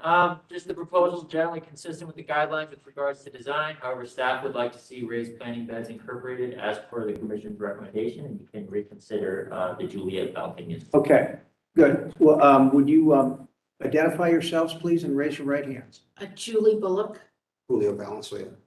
Do you swear and affirm that the testimony you're about to give is the truth, the whole truth, and nothing but the truth? If so, say I do. I do. Thank you do. very much. Then, give me 1 second, let me show the site visits just for the new commissioners. Okay, So this is the site, this is in the north, looking northeast. You can see it's a parking lot with a fence around it right now. This is looking north. This is looking east. You can see kind of the landscaping that's currently there. You can see the existing curb cuts and the parking situation. Here's the existing curb cut. North. And just to give you some context, this is looking northwest. This is looking south. That's it. very good. Thank you. We have seen this conceptually, so why don't we kind of move through it pretty quickly, and then if you've got any adjustments or changes, let's go from there then. Julie, there's a clicker there if you want to click through your slides. Maybe a quick overview for the new commissioner. I guess let's start with the landscape bed. We were. Why don't we do a quick overview? We do have 3 new commissioners, if Oh, you would, okay. please. All right. Thank you. So the intention of this building, and one of the reasons the owner sold it to my client was to basically screen the parking lot and create a building on this corner. So at this point, the parking lot behind it is going to remain. They may develop a lot in the future. We don't know. I don't think there's any current plans to do so according to their representative. So the idea was an L-shaped building. We wanted to do just a single curb cut to access the site and also in talking with the city, of course, they did not want a curb cut along Long Street. So that's how we came up with the concept of the curb cut along Sixth Avenue and the L-shaped building, and then accessing the parking from behind. Our intention is that, to accommodate, we would say would be the required parking on site for the units, the smaller unit with 1 parking space, and then the larger units with 2 parking spaces. We are planning on submitting a landscape plan in terms of this and the planting bed. We did look at that concept. We were concerned, given the location, about doing a planting bed that was, let's just say, seat height. We just felt like it'd become a little bit too much of a hangout place for people in the neighborhood. So we were considering just a very low, basically a low separation, like an 8-inch high little bed, not even necessarily a wall, which is why I didn't. Just to keep the landscape bed neat and clean and separated. And also we like the idea of, rather than a raised bed wall, that it was more of a soft barrier, with a thick evergreen planting, or however the landscape architect wants this design it. So that's why we did not do the raised bed itself. So there's like a curb along the sidewalk then? Yeah, just a little curb, just to allow, basically the dirt and everything not to spill onto the sidewalk.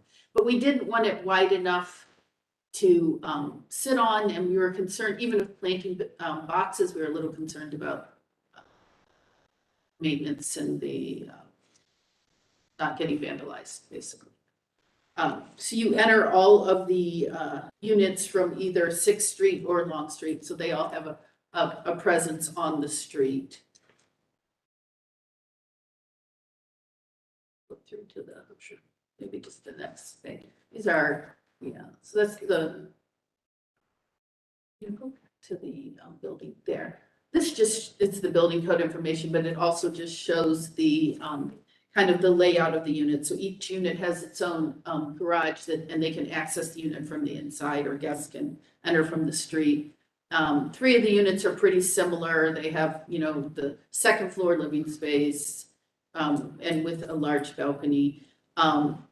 Because of fire code reasons and other issues, I couldn't really add a balcony in that middle unit.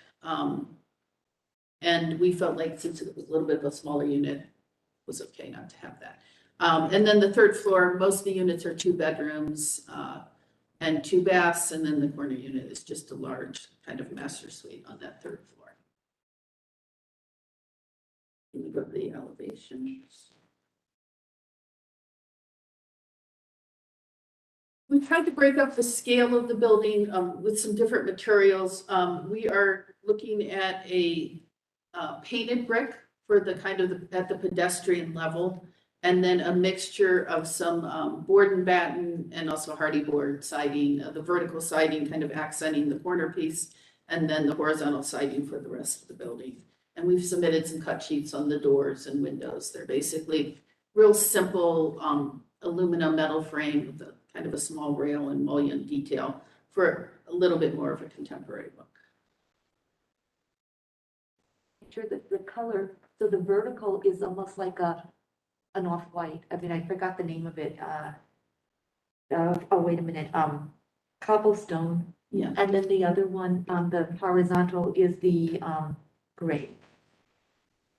Yeah, Gray slate. we'd like to go more of a white and an off-white color with some shades for accents, just different shades for that. Trying to stay away from the grays and the blacks and. I mean, it sits in a sea of gray. Right. Oh, You know, so we felt like the dark building lighter was color. not appropriate. We thought, let's make this a little bit lighter, brighter, and a little more subtle too. So is the horizontal different than the gray slate color, or is it that what you show in the package? So Maybe I. He's asking color this versus that. we'd like for that, I'd like for that to be the same color.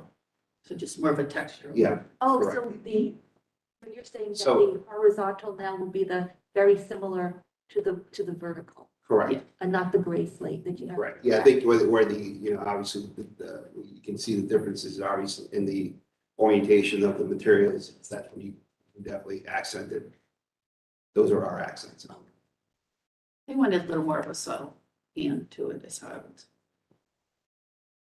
Is there a color for that? I mean, I don't have the I package. don't have the I don't think. Yeah, we submitted colors.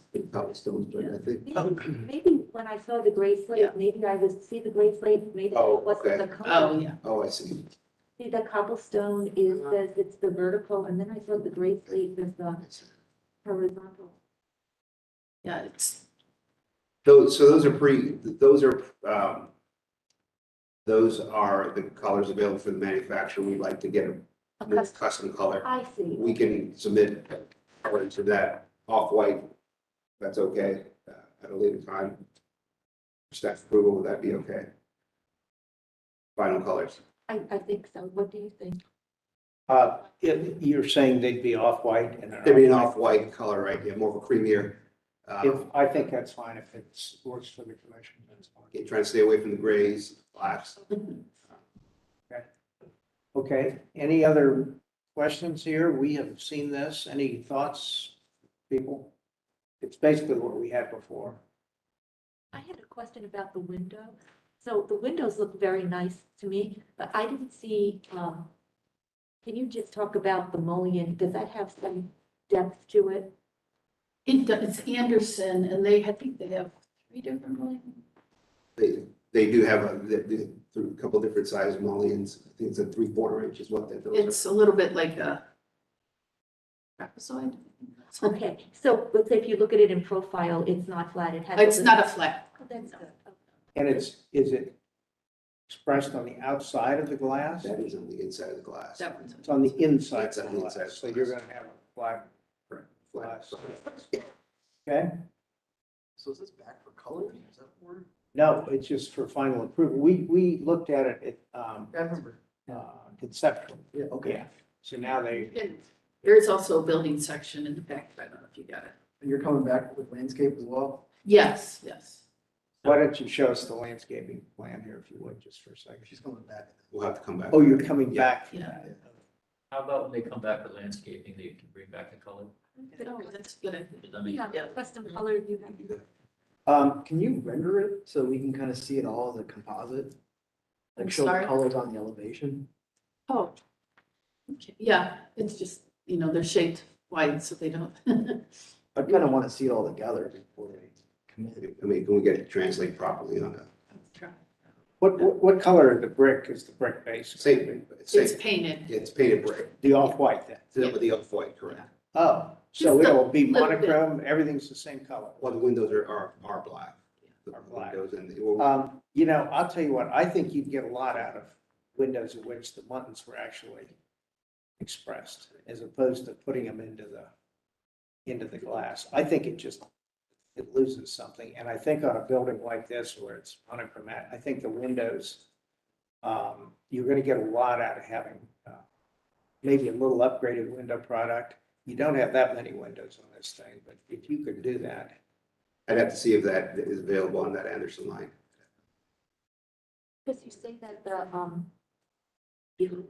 raised mullion is available on the interior, so maybe they have something that also.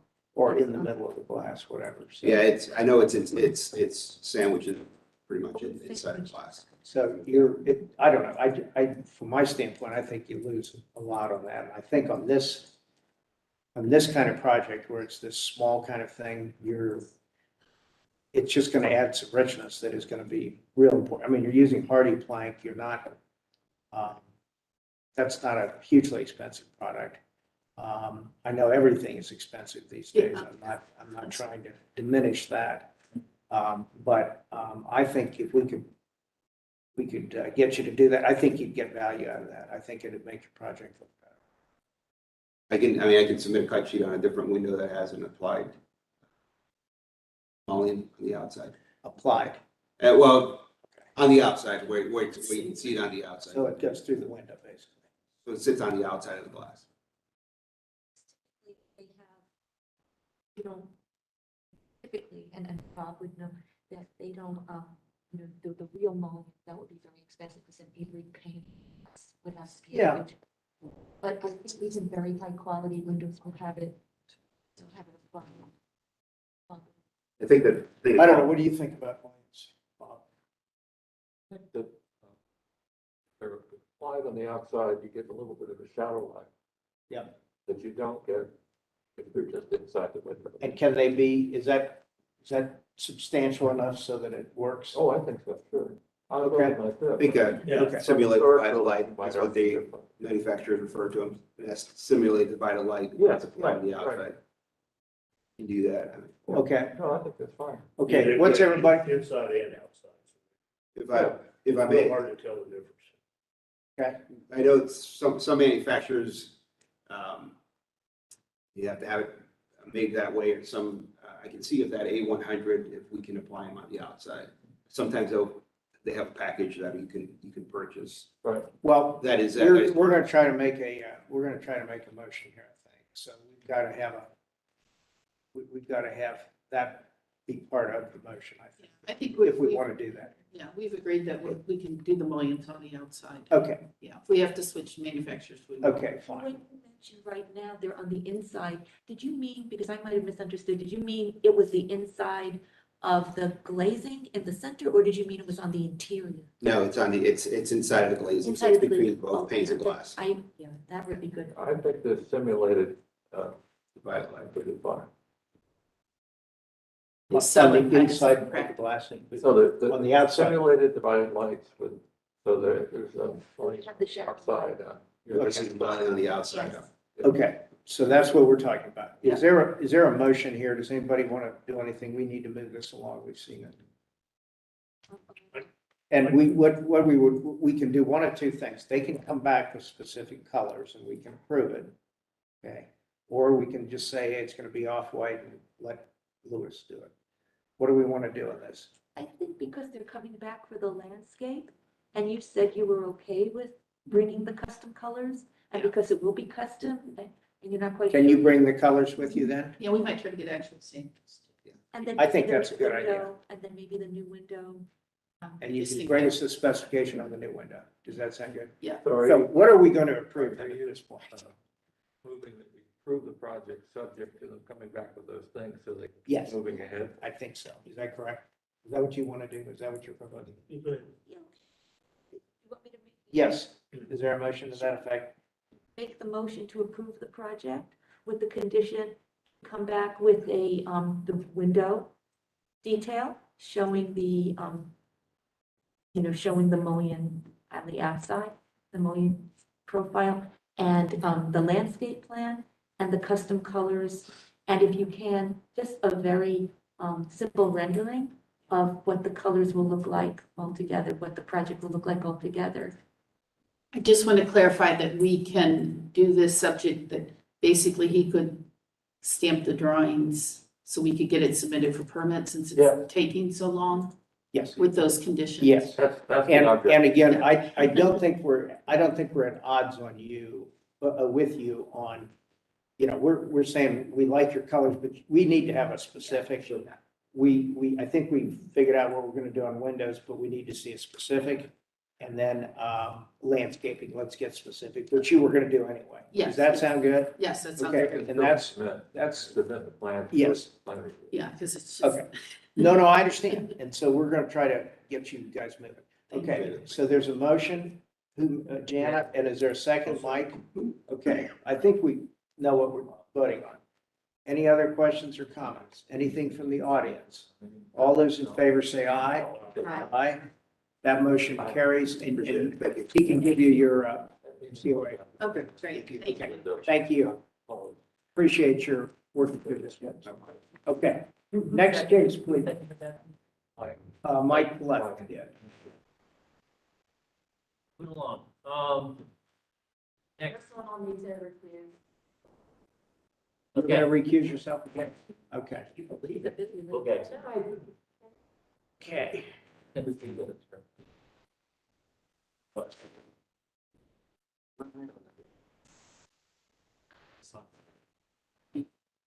The next case, 497 East Town Street.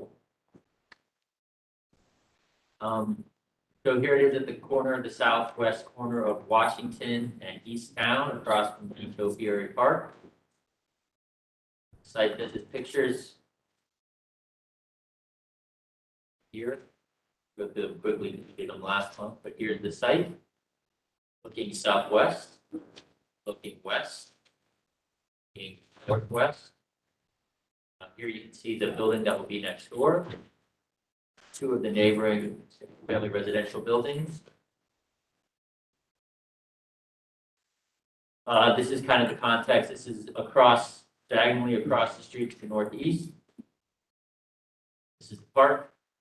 This is south of the building, a large parking lot with one small residential building in the corner. This is east, and this is southeast.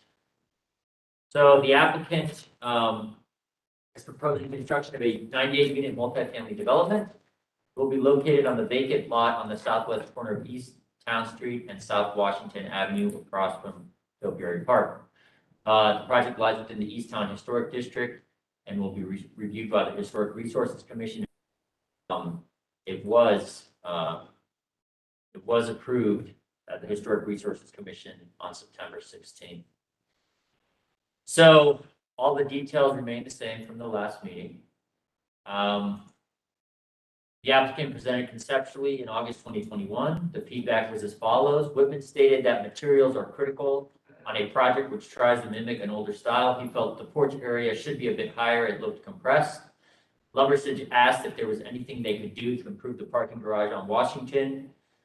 Maniaci stated that perhaps railings would help with the porch. She asked if perhaps a textured version of the coins could give greater visual appeal to the turret. She asked if they could consider another window style with mullions or something similar to the precedent photos. Lumbersage agreed that the parking garage on Washington could be improved. Notable modifications made since the conceptual review are that the sixth floor windows under the turret have been reduced in height. Depth of the front porch has been increased. Additional ground floor doors have been added to the north elevation. The coins from the tower are now brick. The parking garage on Washington has been redesigned, and the south facade has been redesigned to include vertical elements and additional windows.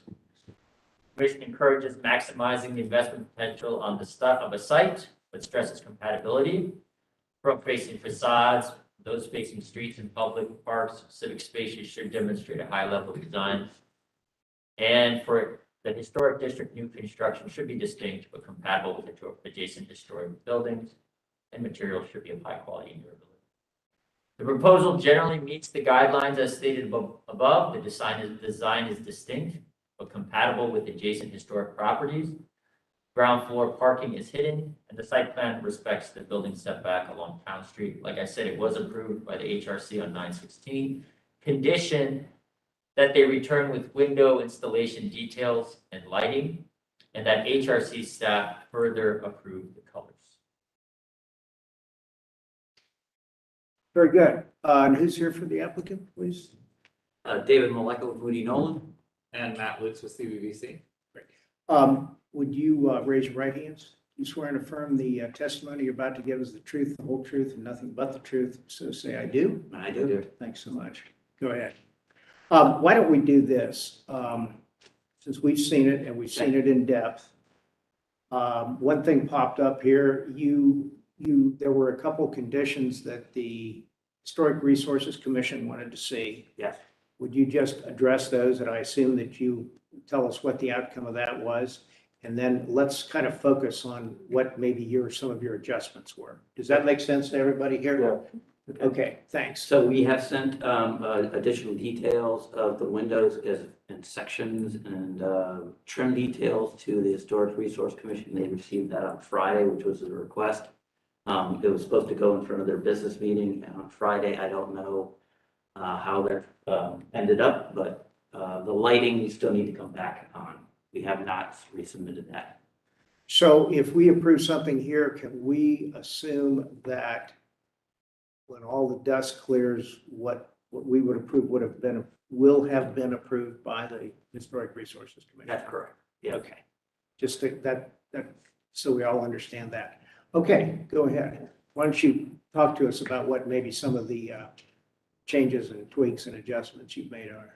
So, Louis, I sent also over this morning new images that renderings that I went into a draft for you. But we specifically really paid attention to some of the comments about the south facade and increasing kind of that the details on that. So one of the things we added was we pushed out one side of the south facade, kind of creating a tower element to the end of it. And we've also modified the type of siding. So we're using 3 types of hardy plank siding on this project.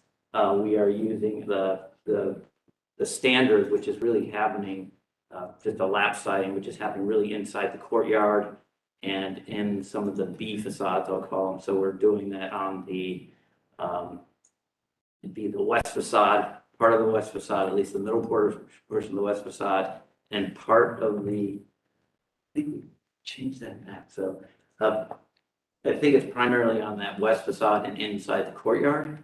Elsewhere, we are using the shake type siding, which I brought a sample of it in.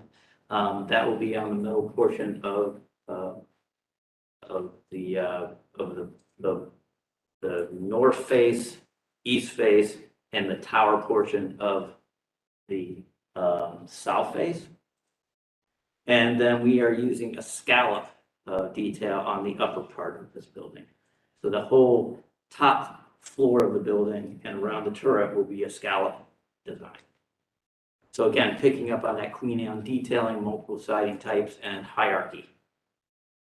We are also using a color differentiation on that, so the upper part of that building will have the lighter taupe color, which you're seeing here.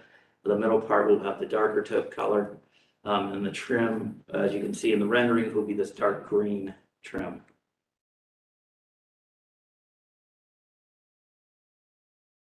Say that again, David, please. The colors, the main body of the 3-story, 4-story. Yeah, so the main body will be the darker trim, and then the upper portion, just that 4th floor, we're gonna use this lighter, just a lighter, just to kind of create just a differentiation. A big improvement over what I see this rendering. Yes, yes. It softens it a little bit.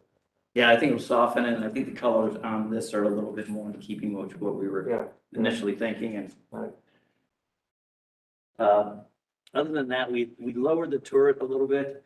I thought the height of it, started looking at it, was a little tall, so, and we also were trying to make sure that the ceiling in there felt comfortable. That upper part, the turret now on that,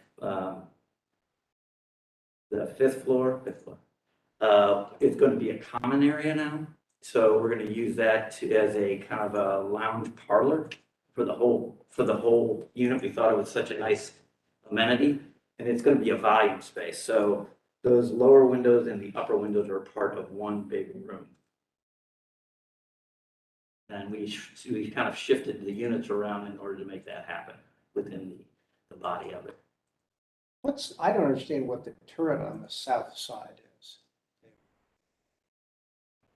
Didn't you say there was a turret on the south side? It was more of a bump out. So we created a bay, sort of created an end tower on.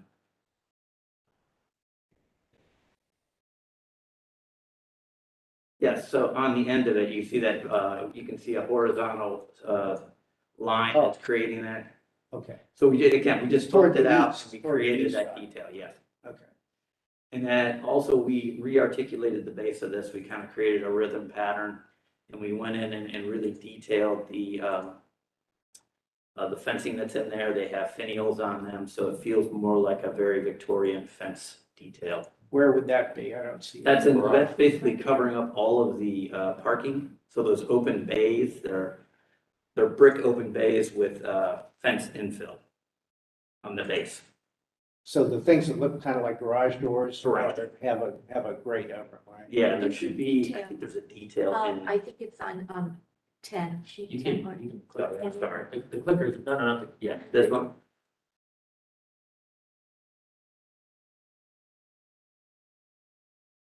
No, It's a 410A, 4A. You're going bigger than me? there you go. Good, oh, look at That's all you. there. There. There it is. I think we Sorry. just passed it right Yeah. there. So you can Oh, I see see, the yeah. bottom left. Big garage, it's on big improvement. Yeah, I do too. The whole south side of it. Yeah. Yeah, I know there was a real ask from the neighbors that, hey, they use that alley a lot and they walk along there to make it sure it felt like part of that facade. So we did address that, and I think we articulated too with some the landscaping along there is going to make it feel like a major street. What landscape would there be along there? Just So- between the building and the edge? Yeah, of the there's alley? no, my package here. I go on the wrong way.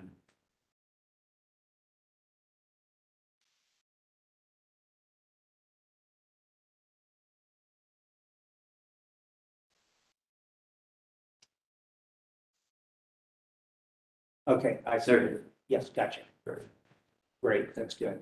Big deal. What material is the screening, the nice screening you have with the pickets and the? It's aluminum fencing. Aluminum. Yeah, painted aluminum. And that will be like would that be a dark color? Right, yes.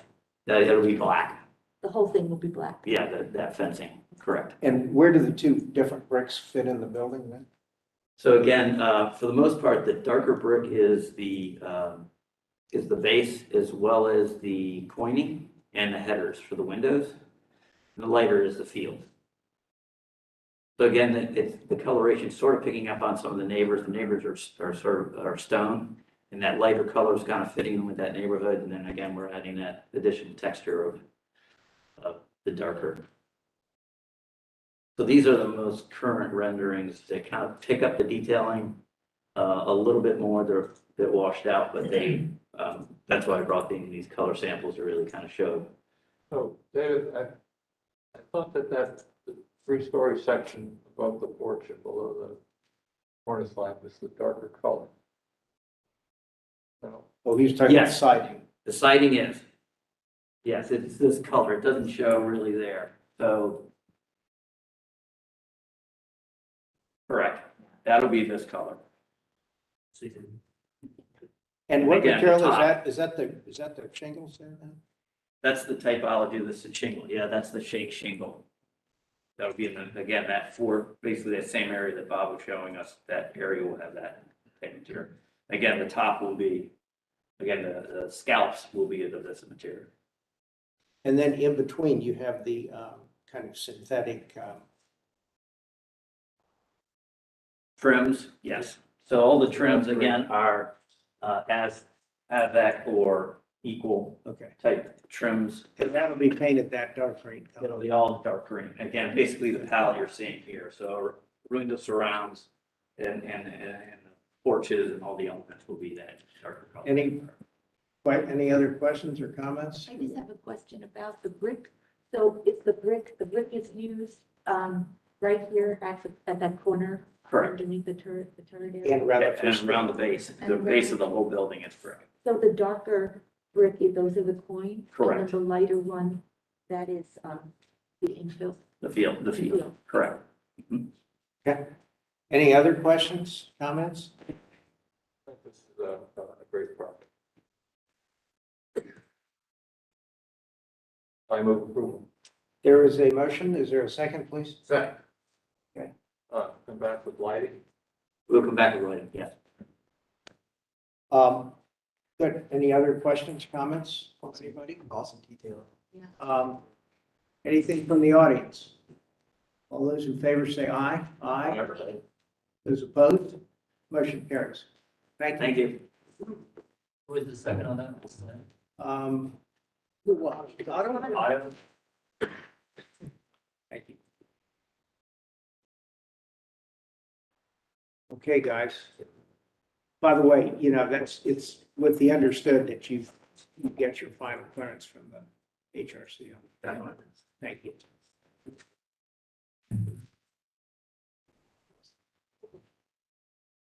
Okay, next page, please.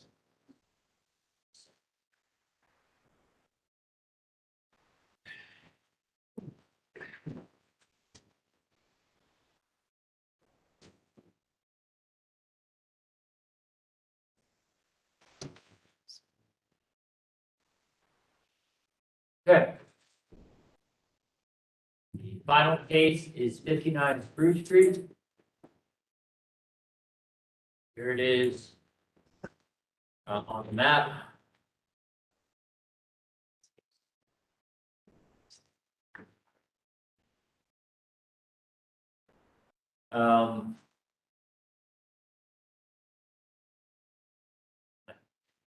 There we are. There we go. Market Towers. Bounded by Spruce, Vine, Park, and Wall Street. This the construction going to be going on in the parking lot. A site visit. So of course, here is the North Market Tower. Side of the North Market Tower, this is looking southeast. This is the parking lot in question. You can see here's the rear of the North Market Tower. This tower and this outdoor pavilion will be demolished. That's the only thing that will be demolished. Here you can see what the street condition looks like looking northwest. Closer up of that pavilion and tower. This is what the street conditions look like. There's a lot of questions about the street conditions at the first meeting. So this is the street that's to the north. Here is Wall Street. And here is some of the conditions on the rear of these existing buildings. You can see how it's used for waste recycling. Just to give some context, this is to the northeast, hotel to the northeast. This is the view to the north. You can see the new AC hotel there, some of the existing buildings. Parking garage to the south. And here's a building to the southeast. So, to the staff report, the applicant is proposing to construct a 31-story mixed-use tower in the North Market parking lot. This proposal also falls within the North Market Historic District and will be appearing conceptually before the HRC in October. For the timeline of this building, we're going a little out of step than usual. It's going to be coming to the Downtown Commission first, the HRC second. But any approval we can do, we can condition it to match the approvals of the HRC if you would like. The details on the construction are there. The existing North Market building will only be modified via the demolition of an outdoor canopy and stair tower, but its footprint will be enlarged by 11,000 square feet or roughly 50%. The applicant has provided a planting palette as well as a planting schedule for proposed landscaping. The lower 20 floors will be built out of brick, aluminum, glass, while the tower portion will be built with window wall glass and aluminum.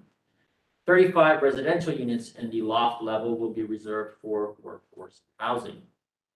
Similar proposal came before the Commission for Conceptual Review in September 2019. The renderings were provided in that link for the commissioners to review. At that meeting, Hardesty stated that he had concerns with Vine Street and the vehicular service volumes and pedestrian interaction. It is already narrowed.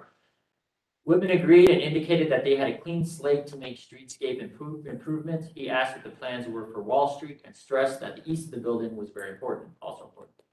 I provided a comparison here between the previous conceptual review. The largest changes are 36,000 square feet less of office, the addition of 5 floors, and the addition of about 96,000 gross square footage for the entire project.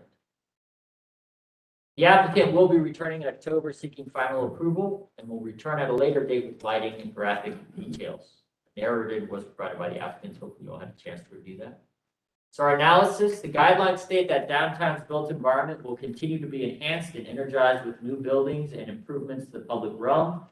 Building height, scale, and design quality relate to the city's development goals for the broader downtown, while also addressing the context and compatibility of a proposed building with its more immediate surroundings. Downtown is home to the region's most intense development, and largest scale buildings are appropriate, particularly in the core. The Commission encourages maximizing the investment potential of a given site. Ground floor uses should generally consist of retail, restaurants, drinking establishments, personal services, arts, and entertainment uses. To minimize the negative effects of structured parking, the integration of residential and ground floor retail and office uses with the parking structures is encouraged. Finally, building materials should be of high quality and durability.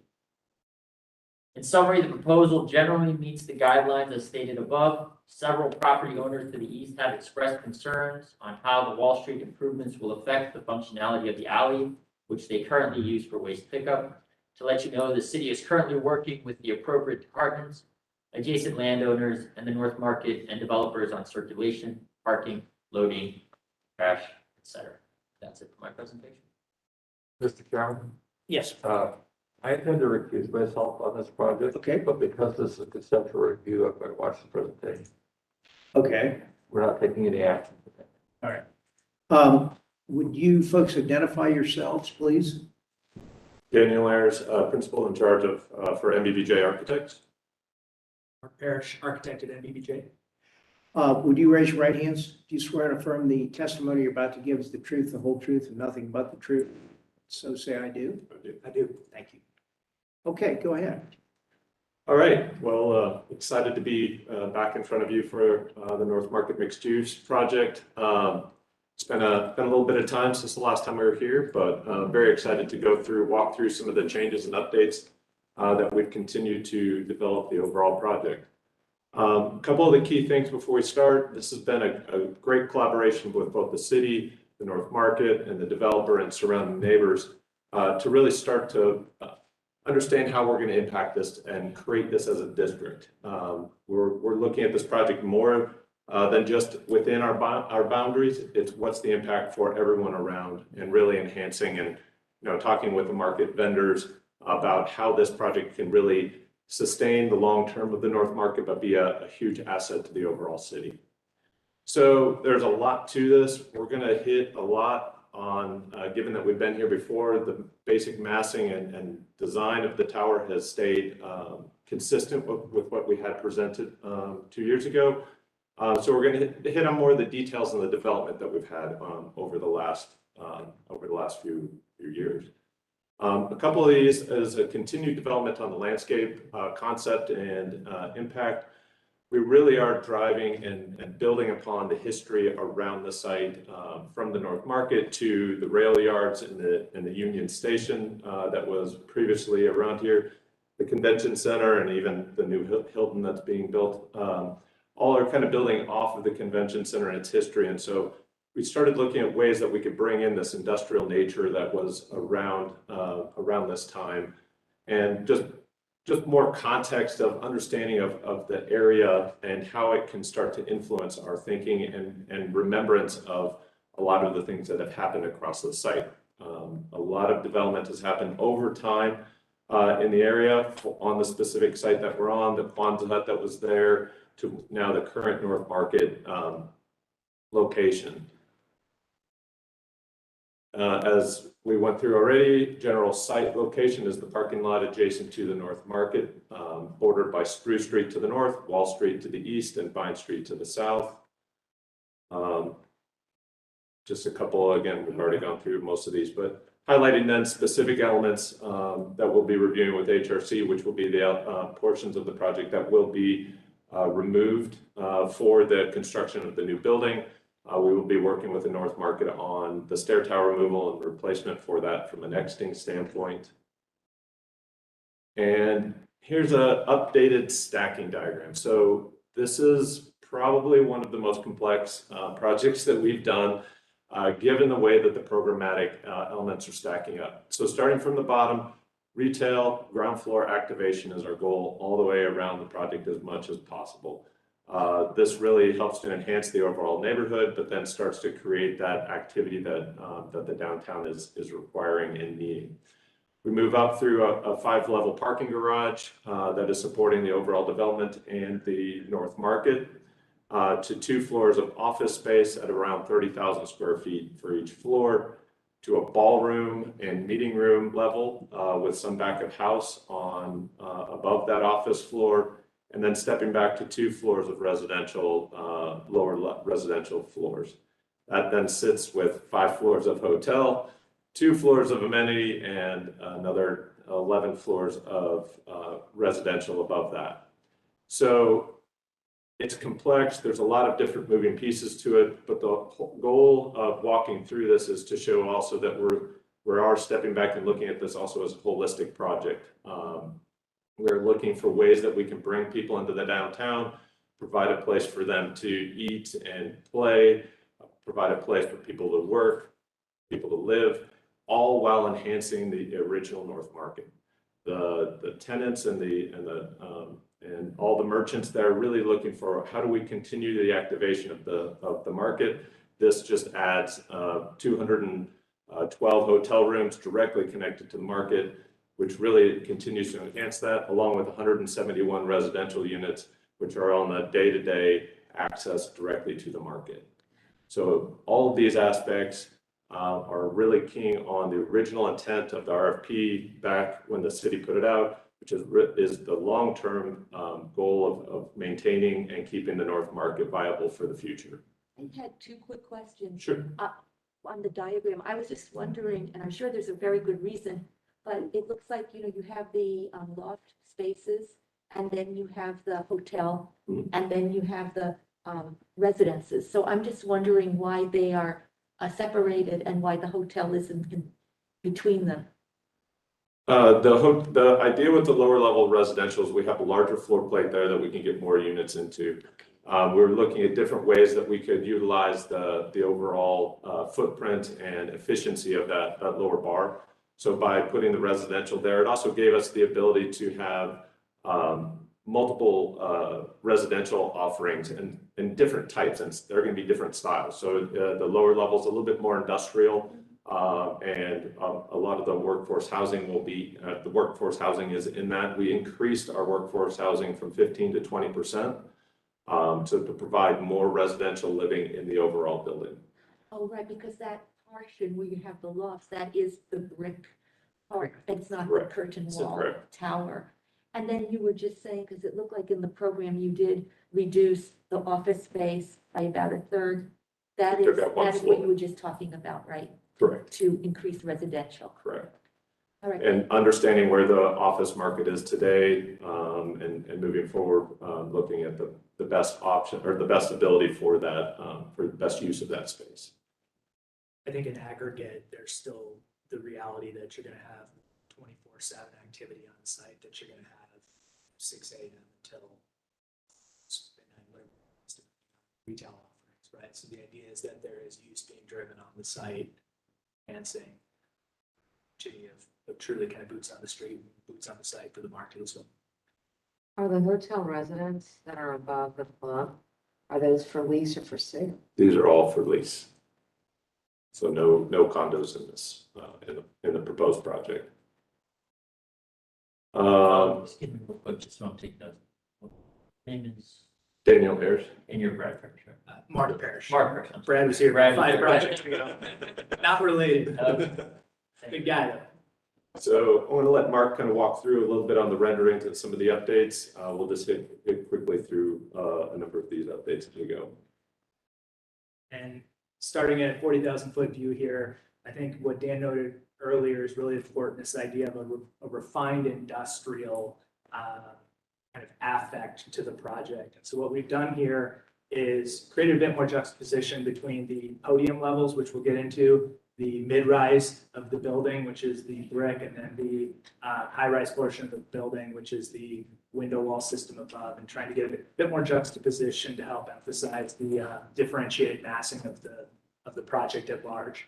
The last thing I'll highlight here, and we'll see in some of the other renderings, is starting to use the layering of the massing to create a bit of comfortable separation to the market, engaging the market in a meaningful way, but not dominating the market with the mass of the overall project. And then also using activated program at all of the setback rooftop locations to really activate those setbacks and make it, understand there's activity happening, special activity happening at each one of those locations. And so that'll drive kind of visual activity as well throughout the day. So from the southwest, looking northeast towards the convention center beyond, basically hovering over the arena here, you can see the North Market in the foreground. You can see the Vine Street condition, and then you can see the overall mass of the tower here. I think one of the things important is we've really started to drive home the residential nature of the program of the upper tower. And so you can see that that's evolved, both in terms of being able to kind of celebrate the views from the interior of those spaces, but also start to activate the facade with balconies. And then from High Street here, basically at the entry plaza to the convention center. And so you can see what we've tried to do is break down the mid-rise brick form of the building here, the mid-rise tower, start to differentiate some of the fenestration and change scale of these windows so that we can, massage the overall scaling of the project and lead the eye up into the tower above. And I think from this image, you can also see some of the elevated club level activity on those roof decks. And then this is from the north side of Spruce Street across the public plaza. And you can see this is where you get the overall sense of that mid-tier brick tower there, and then the differentiated podium level program there. One of the changes from where this stood 2 years ago, I think one of the other things before I jump there is also, you can see the separation here from this rendering to the market, so that the cascading of volume starts to come down to that 2- and 3-story scale of the existing market. And create, an appropriate marriage between the two projects, the existing building and the new build. And then the last thing I'd note here is really honing in on this crafted, eclectic urban zone here in the bottom 30 feet of the project that really is almost a series of follies that reinforce the idea of storefronts and individual differentiated buildings that we'll see on the Wall Street expression that are existing conditions there. So something that really starts to call out individual program and give, again, a more eclectic, but more full experience from an urban and pedestrian oriented perspective. And then moving down Spruce Street, moving east towards the convention center, looking back to the northeast corner of the market there, you can see the market expansion lit up with the sawtooth light monitors. And you can see the retail podium off to the left with this communal fireplace and then a private courtyard beyond that, which links into the hotel lobby experience.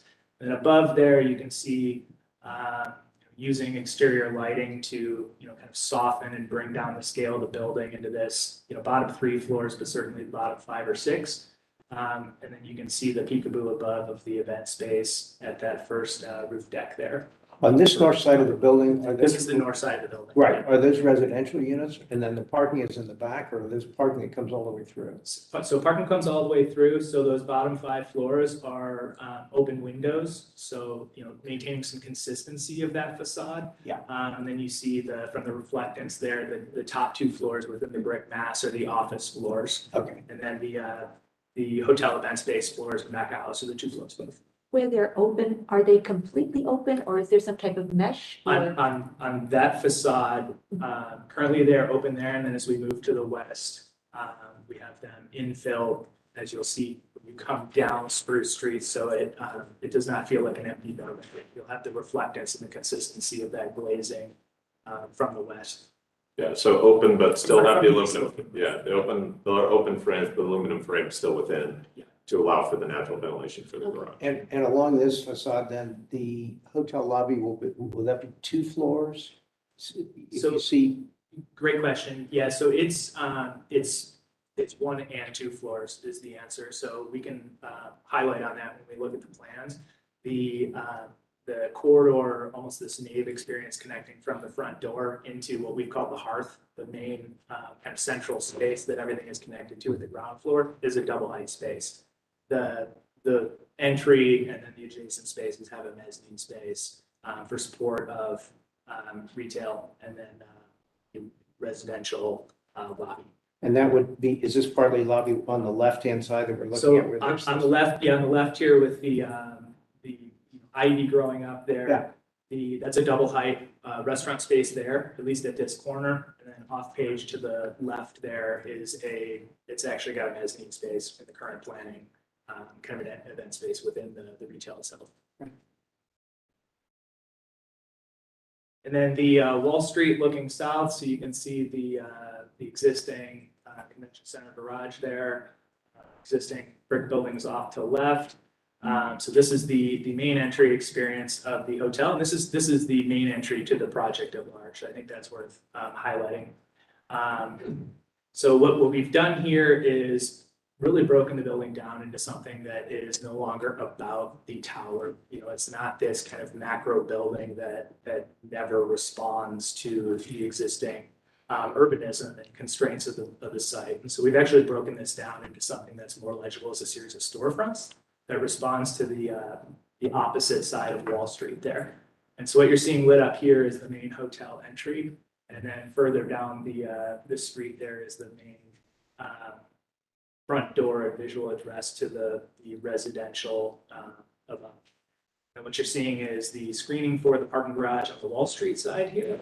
And using that as a datum to really try to drive the eyes down into this, again, this crafted urban realm here of kind of 30 feet below.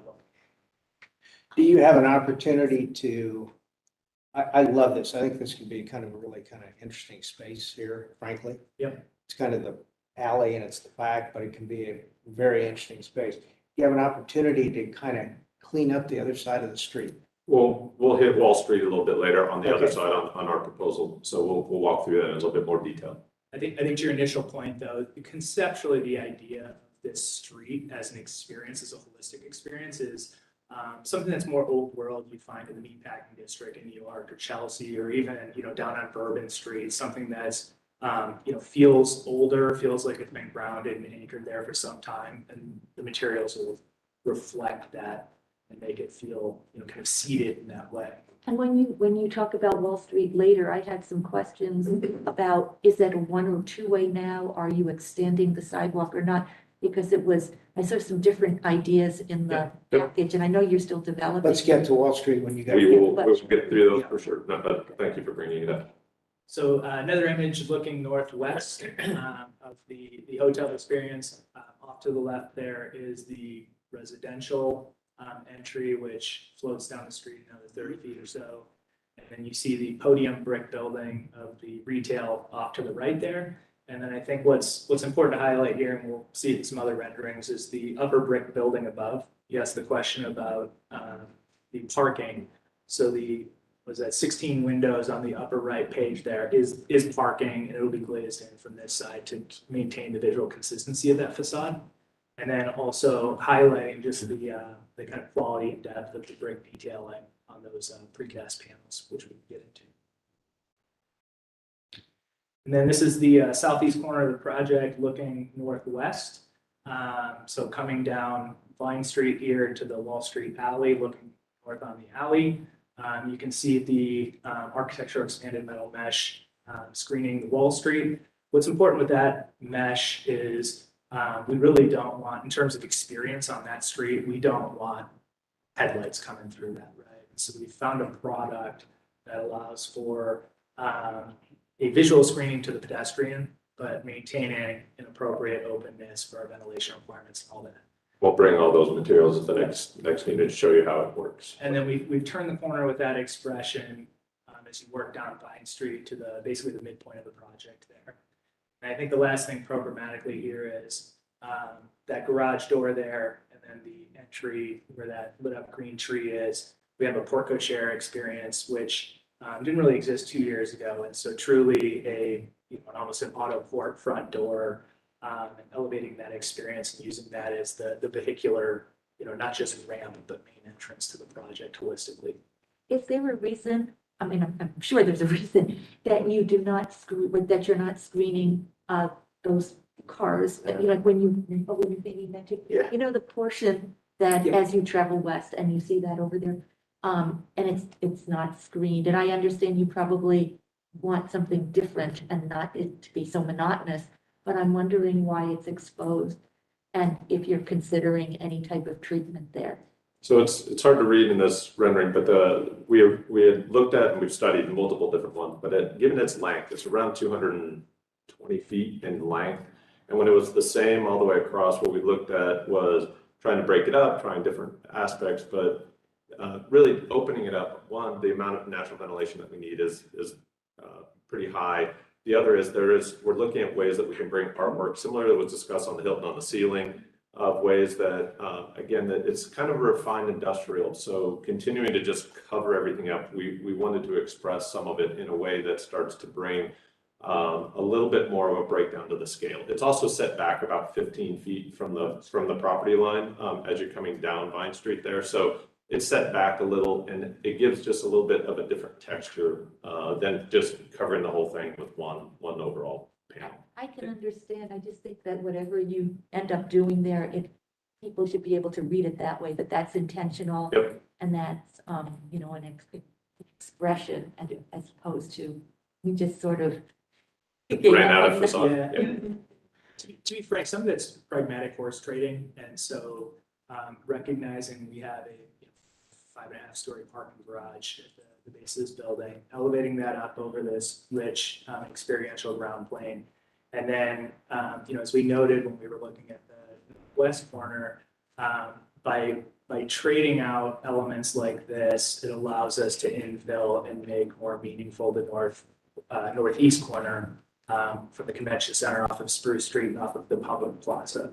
And so some of that is really, just kind of a judgment call on, where do you put your focus and where is the public going to most, meaningfully experience the building.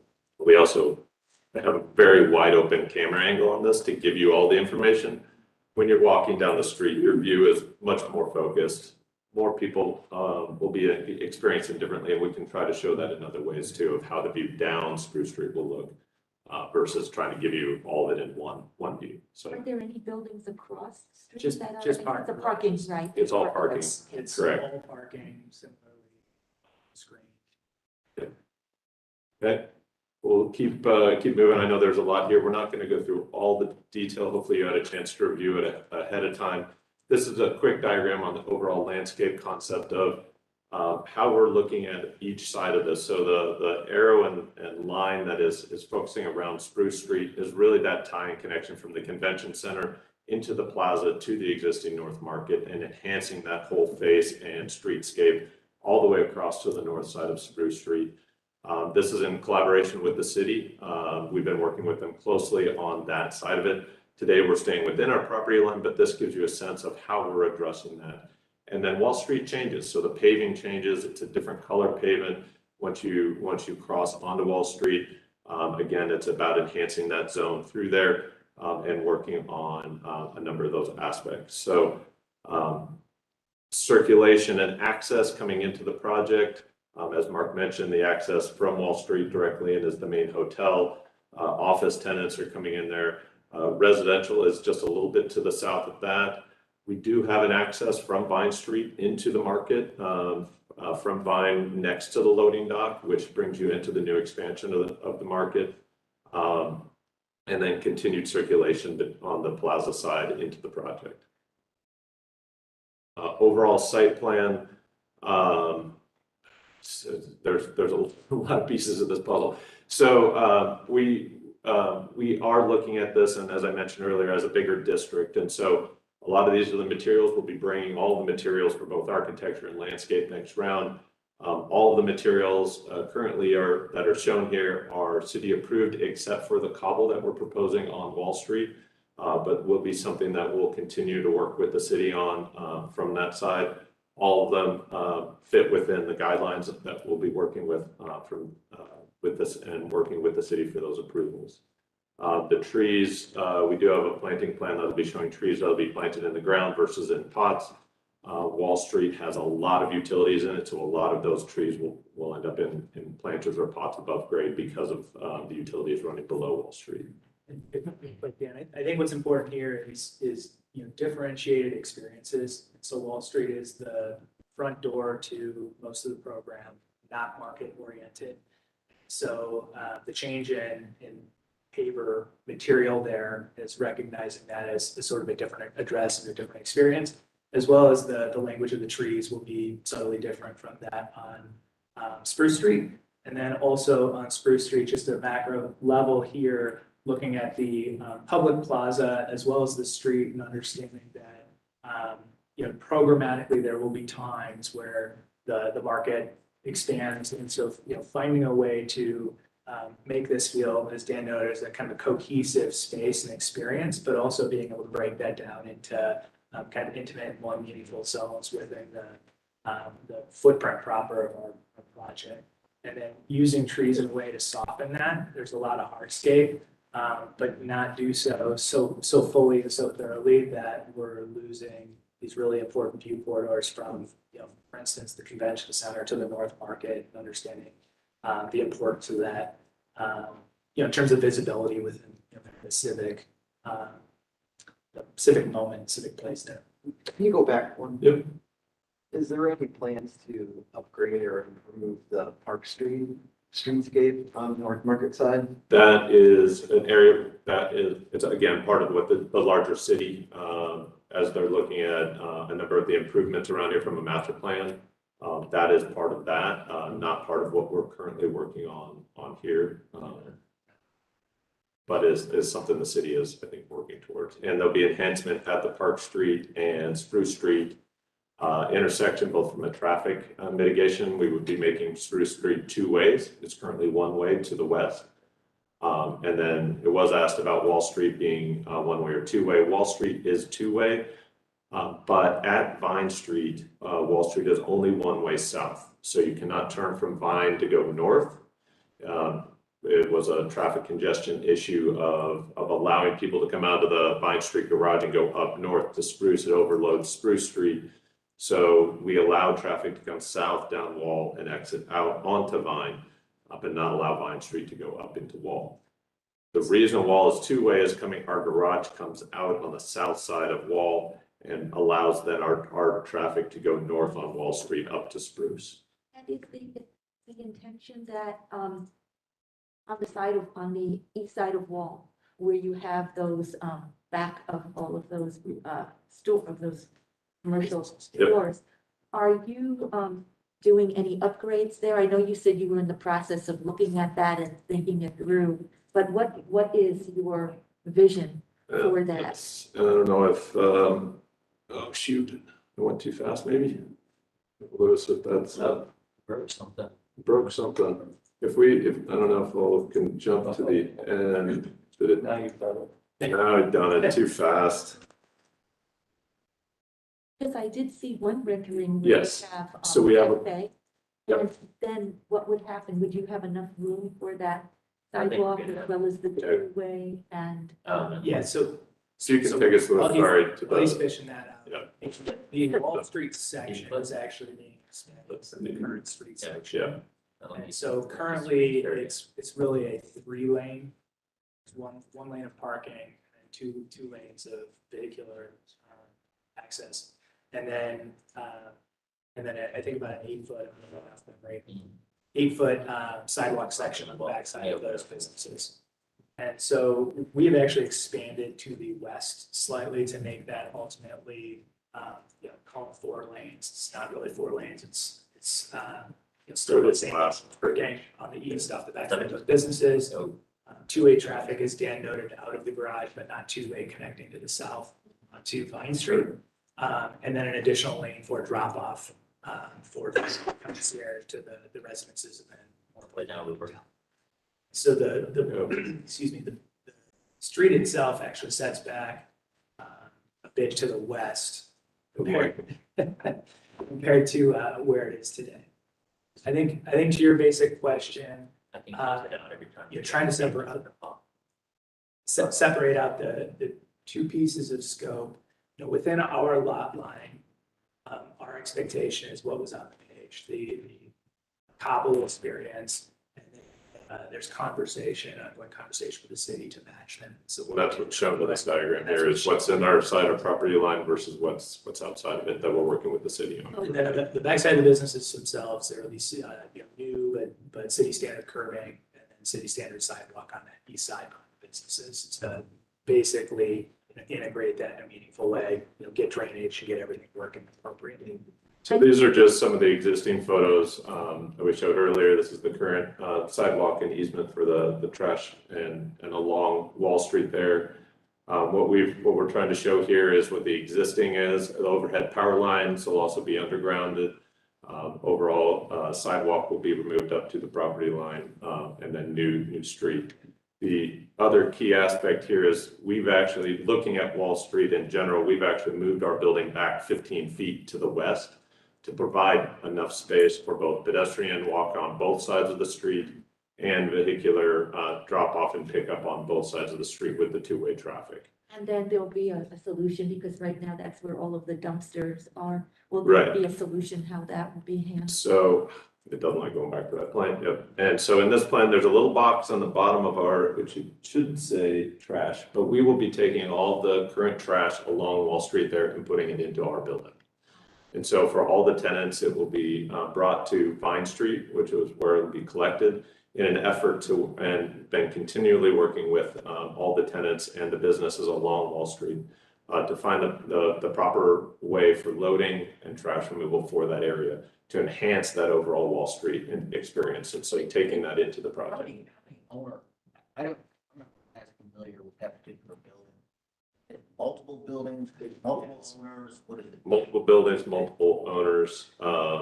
As you see there, it is 5 distinct footprints with party wall construction. So it's And 5 original. The city and the developer have been talking. 5 owners.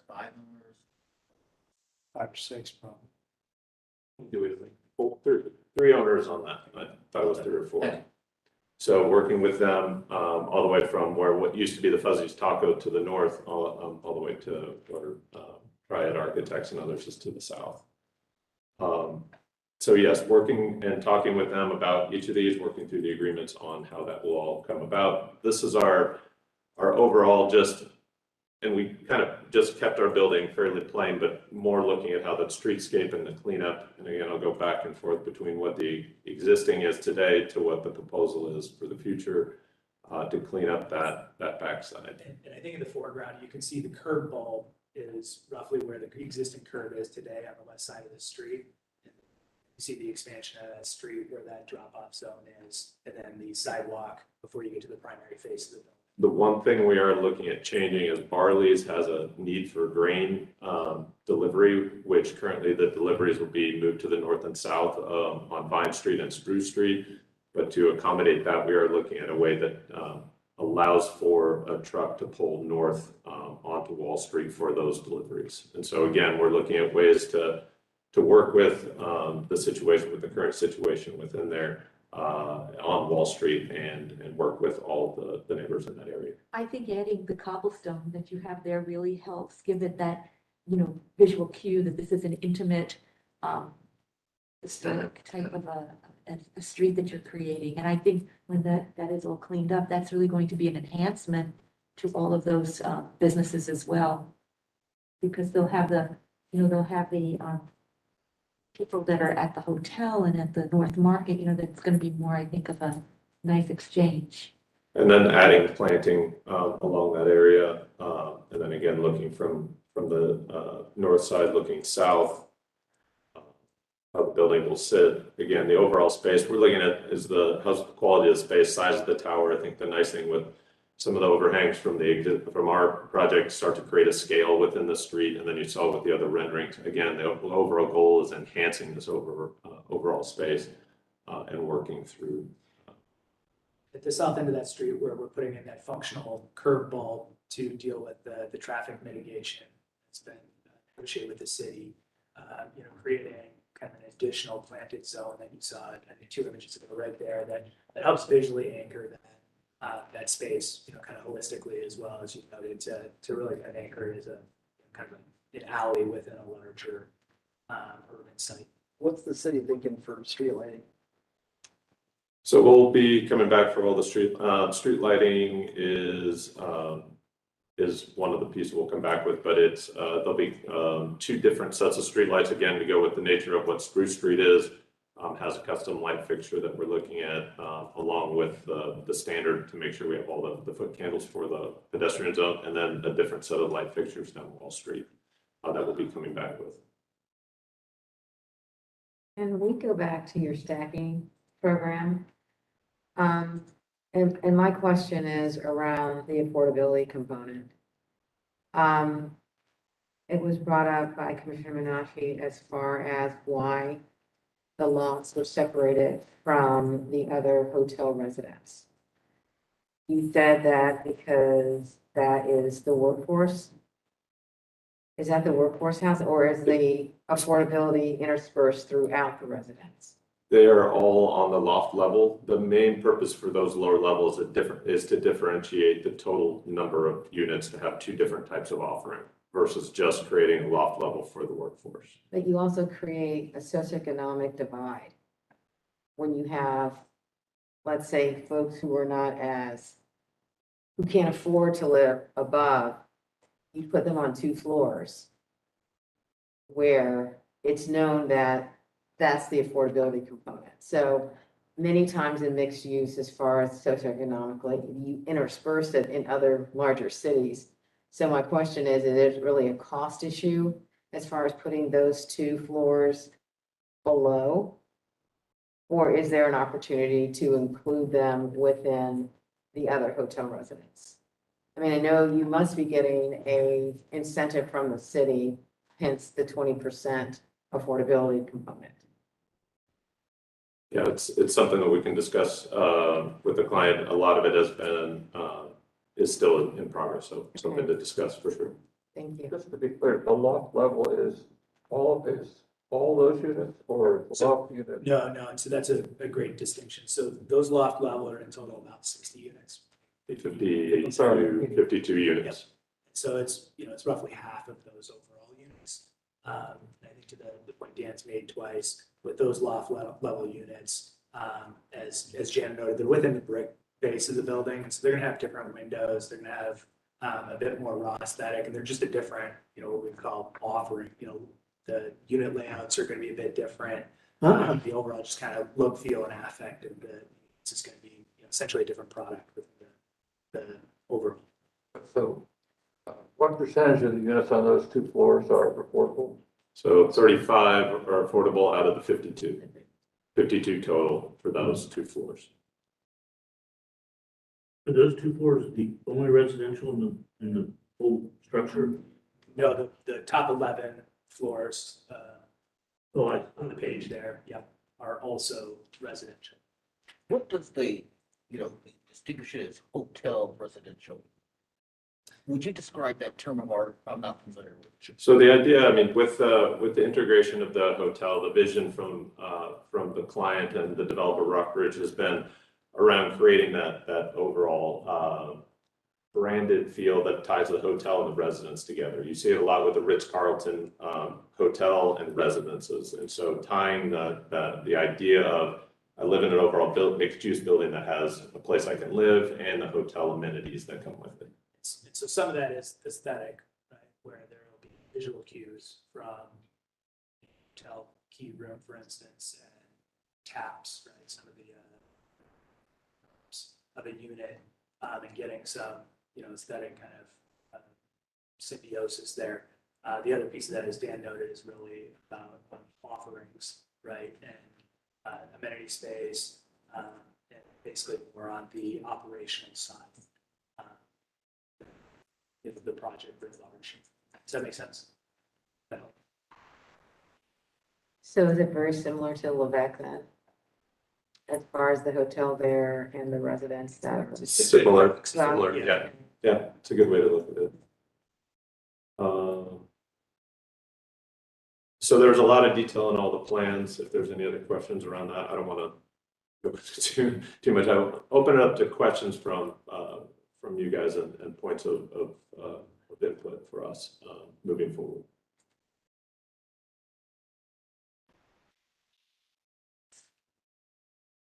Can you talk to us a little bit about any sustainability or resiliency goals? We know that this is a huge development footprint in our city. How is it responding to the environment? So a couple of the pieces that the nice thing about the mixed use is you get different times of day of different opportunities. So residential units utilizing the heat pump and the mechanical system from the residence and hotel for office hours. So at the top, we'll have basically a heat exchange unit that's taking any of the heat from the residence that is coming through, capturing that heat and reusing it, and then on kind of the overall sharing of those systems. And so you get some value out of that. Same with the overall parking numbers where you can share units of residents leaving, office tenants being able to repark. The other aspects is in the embedded carbon that we're looking at from the overall concrete structure. So we look at ways of reducing that in the manufacturing side before we even get to the site. So ways that we can take and use green energy for the production of the concrete to how overall adds like fly ash and others within the concrete mix. So we're not looking for LEED. The way we approach all of the aspects from the design side are taking advantages of all the similar things that you would do for LEED. And some of those are location, right? We're within walking distance of a lot of places. We have Kogo bike share within certain areas, bicycle storage and on site. So anything from the mechanical systems to the facade systems staying below, I think we're right at about a 50% of our opaque area. And then on the upper tower on the south side, you'll see that there's most of the balconies facing to the south, which creates a shading on those upper residential units, which allows us to get more natural daylight and protected daylight to those units. Two other points I'd make too is the stormwater management is significantly elevated, which is not just a benefit to the site, but a benefit to the utility infrastructure at large.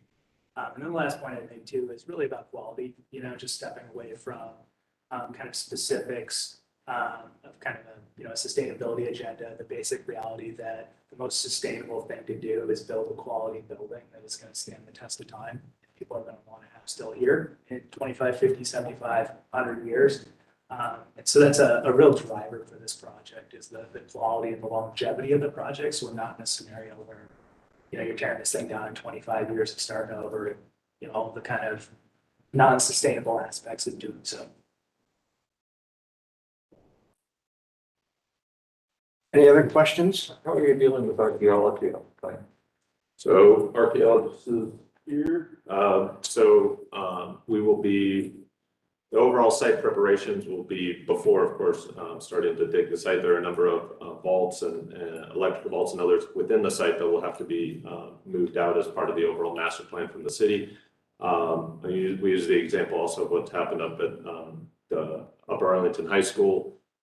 We know it's there. We know we need to take care and understand that process. The way they dealt with it is if they knew that there was a potential cemetery on site, always were paying attention to as it was coming through when something was found, stop the site, make sure that we go through the right process.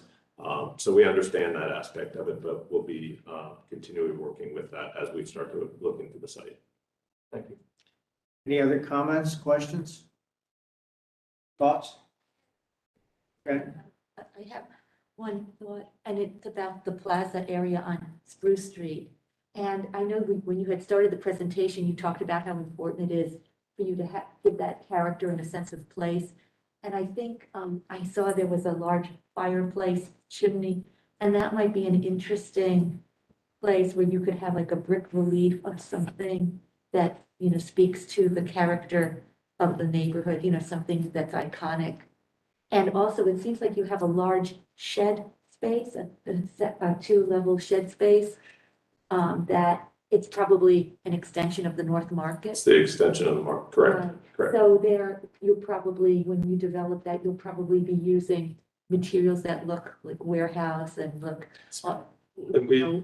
weathered, things like that, right?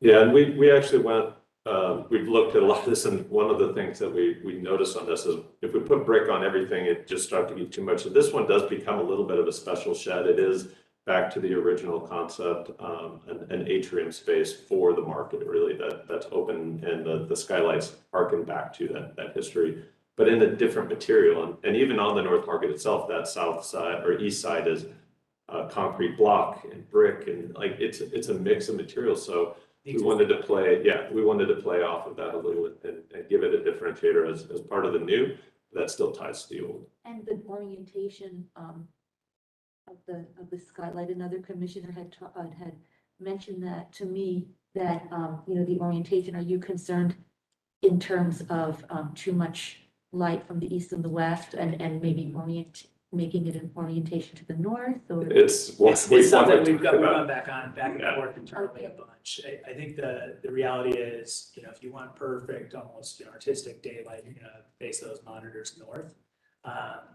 The reality is we're gonna get really high quality, late afternoon sun. And this is one of the few spaces then which is gonna get actual direct daylight because it's all on the north of a pretty large tower. And so we thought that was important for late afternoon activity to get that actual direct draw of light in there and easily kind of mitigate it in terms of thermal load and all that really important stuff. And then we thought also the reality is just the kind of formal expression of that on the facade had more impact tying into, when you step back and you're actually at the convention center, you can see the daylight monitors of the existing market. And so getting the cue that those spaces are buried in a meaningful way, that was more important than getting oriented. It's a daylight monitor that you won't read in profile if we would.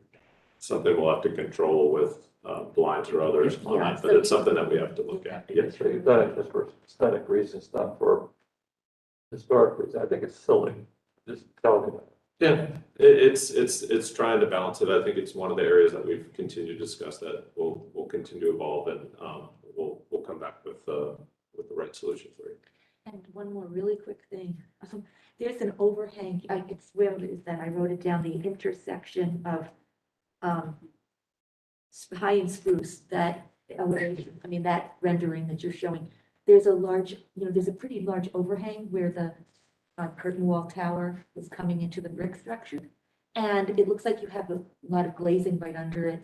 Is there any concern about a lot of shadowing there, or do you feel that that will be fine, given what space is on the interior?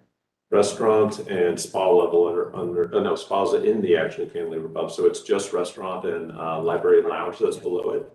So it should be, I think it should be okay, given the time of day and uses in those spaces will be later. And to be frank, we also wanted that to be this kind of expressive gasket between the two families. I think it's very good. Yeah, I think it looks well. I just want to make sure that you felt comfortable with, you know, how that, if there would be too much shadowing there, you had looked at that. Yep. Okay, good. Any other questions, comments? Okay, I think you've gotten a read from us. We'll see you then. Thanks. Yes, questions from the audience, anybody? Yeah. I think several of us would. Would you identify yourself, please? Oh, do you want to use mic? Okay.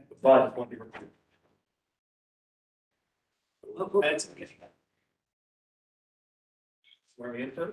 Do we swear in somebody to make a comment from the, I don't think we need to. Thank you. By the way, I can't hear you if you take your mask off. Thank you. You could tell us who you are. Yes, my name is Brent Foley. I'm principal at Triad Architects. So I'm often sitting in that seat. I also happen to be on the German Village Commission, so I often sit in that seat. In fact, I normally sit in the slanted seat. I'm going to change moving forward. But I also happen to be a managing member of the ownership group that owns 459 North High Street, which is the building at the corner of Vine and High Street that has Mikey's Late Night Slice, the escape room. Formerly have Candle Lab space and internet space is available. We have anybody looking for a space. I just want to say, generally, we very much welcome the development and look forward to our new neighbors. We do have a couple concerns that we just wanted to make note of, in particular in regards to the Wall Street apartment development, which obviously touches our buildings. I know that the beginning of the presentation said creating the North Market District, take a little friendly issue with that. The North Market District was created a long time ago. Our buildings were part of the Paris Furniture Store, then they were part of the Yankee Trader Store, and then they were redeveloped after that by us. And so while we think the development along that street is important, we want to make sure it considers our needs as well. First off, we very much appreciate the help with the trash situation. That's going to be a great improvement. As you know, when you put dumpsters and trash enclosures and things like that on the street, it becomes a magnet for other people to do the same. I think the picture that was in there was because somebody was moving out or something in one of the apartments in an adjacent building. It dumped over into what is intended to be the commercial tenants dumpster areas. So we very much welcome that and thankful for that. However, we did develop our properties with the use of Wall Street, in particular with deliveries. I know the applicant mentioned that they are planning to make some modifications to the application to help with Barley's grain delivery, which we, as a neighbor of Barley's, would welcome. We would like similar consideration for our building as well as the other buildings. Our tenants use those for deliveries. Our residential move in, move out is important there. I happen to be the architect who designed the historic development of both the Yankee Trader properties. And, you know, the grease removal is a very difficult situation. We're working through those things, but those are in the basement downstairs. Hoses have a long way to go, all those types of things. So we're looking for similar consideration of those types of things. We'd like to maintain delivery access on Wall Street. And that's a difficult design challenge, but we've got great architects and designers here to help us with that. Similarly, we have planned improvements to the windows and tuck pointing and things like that on the side of the building. We want to just make sure we maintain the ability to have those street rentals for our construction and things like that that we manage to do on our buildings. And then lastly, it's a tricky one. While we love the new cobblestone road, that is a more expensive product than that is typically there. And, you know, as the applicant mentioned, many of our utilities run down that, and there may be opportunity for us to have to cut that street up. So we'd like to work through some agreement where we wouldn't have to pay for the betterment. We'd pay for bringing it back to standards of city standards, but if there's something above city standards, we'd like to have some kind of. With that, that's all I have to say. Thank you. Okay, well, thank you very much. Are there other comments? Yes, please. Would you step up?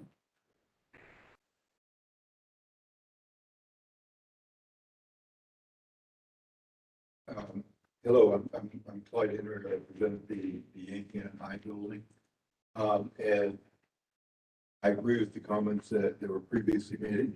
I believe that currently plan calls for valet parking to be on the west side or east side of Wall Street. But yet that's our side of the street. And a lot of the businesses came in that area decades ago. Be nice to be able to use that sidewalk. Maybe some of our restaurants would like to maybe put a few tables and a few chairs out.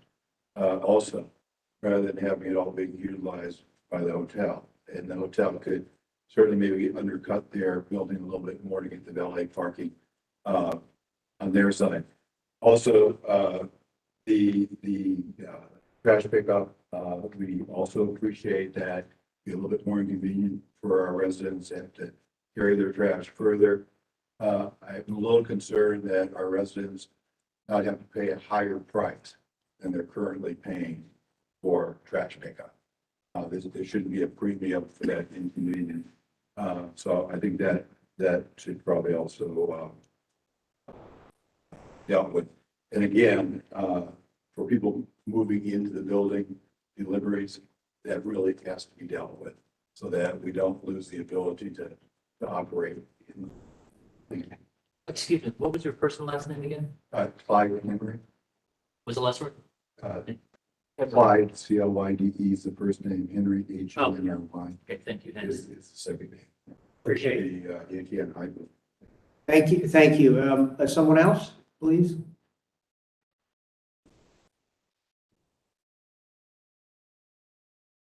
Thank you, Commissioner. My name is Josh Greenberg, and I have a partner in the properties at 473 and 479 North High Street. So it was the old Japanese steakhouse and no access there.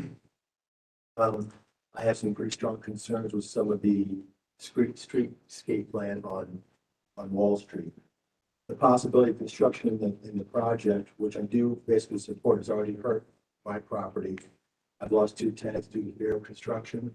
One chose Bridge Park, and the other one hasn't made a decision yet. And my concern with some of the aspects of the streetscape is going to even create more damaging to the value of our properties. Developer met with some of the building owners on September 8th and presented their plan.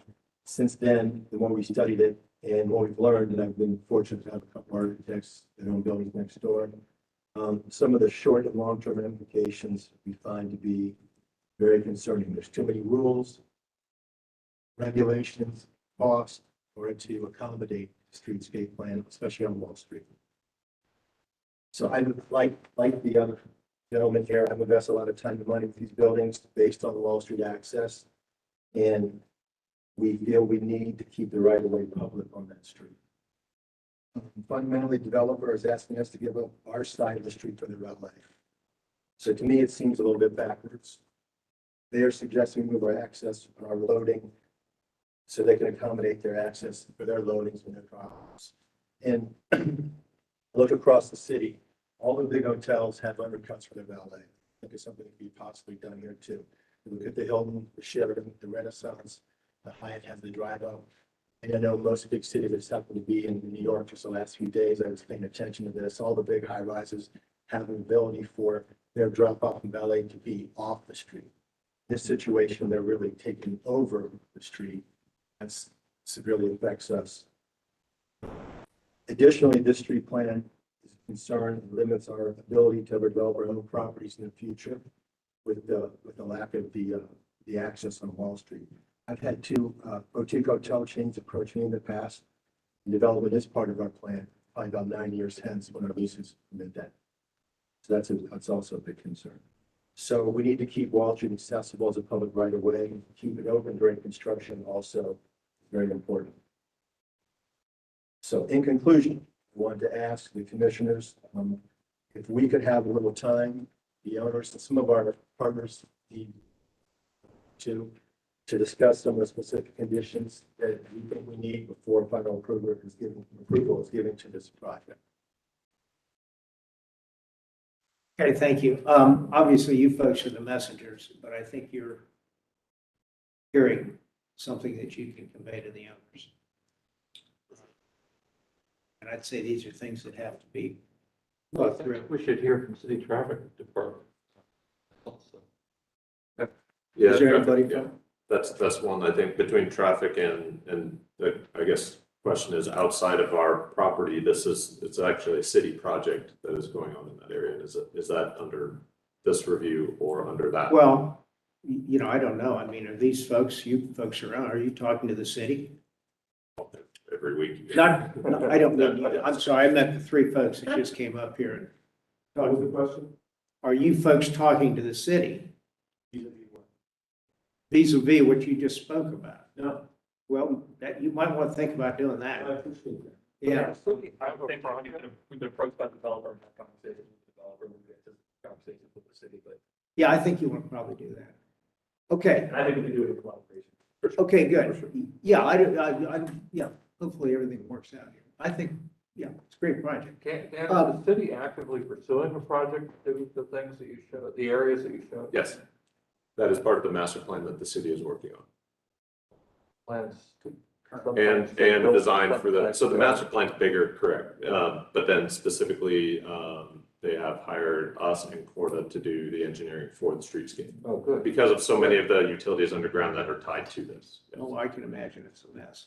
But many times in master planning, you do talk to the businesses and include them in the conversation. And it appears that that has not happened with what we've heard from some of the other business owners.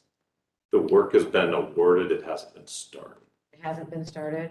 Have we usually get to, we look at plans.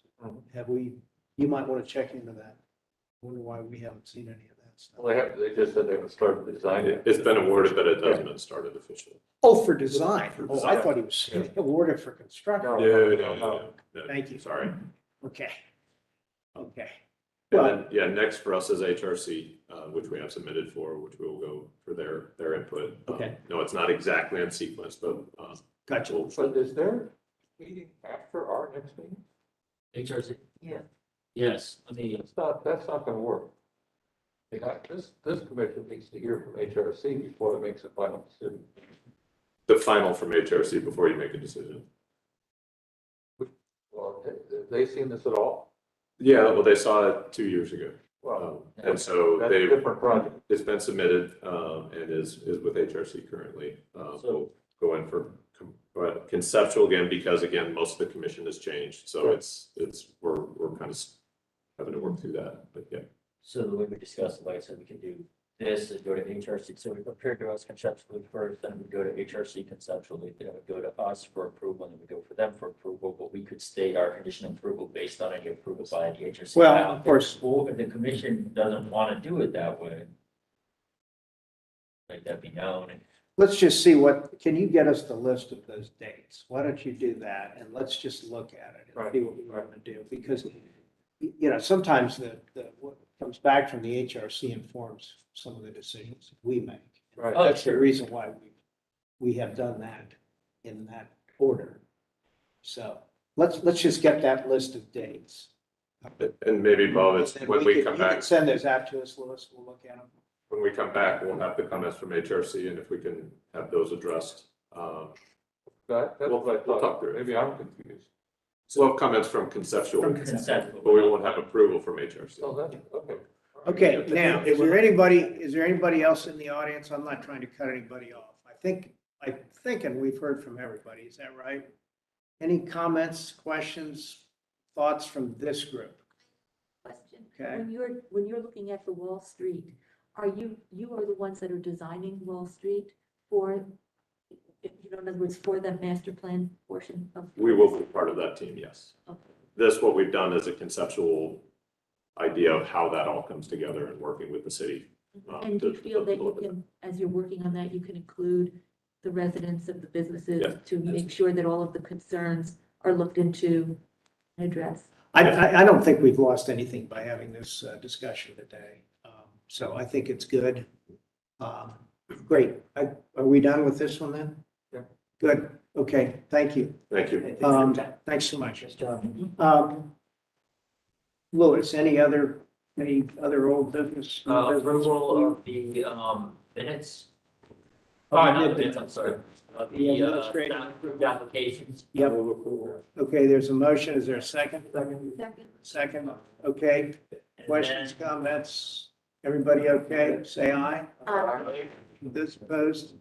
Okay, that is done. And then, The, Harrison Smith Award. oh, yes. We have to start getting word, ready for that. We want to think about any buildings that have been approved or completed in the last year or so.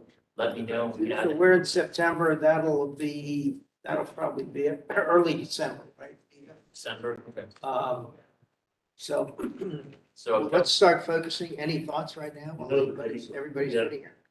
of the Yeah, meeting, of the October meeting, our meeting or the the, December meeting with the Metropolitan.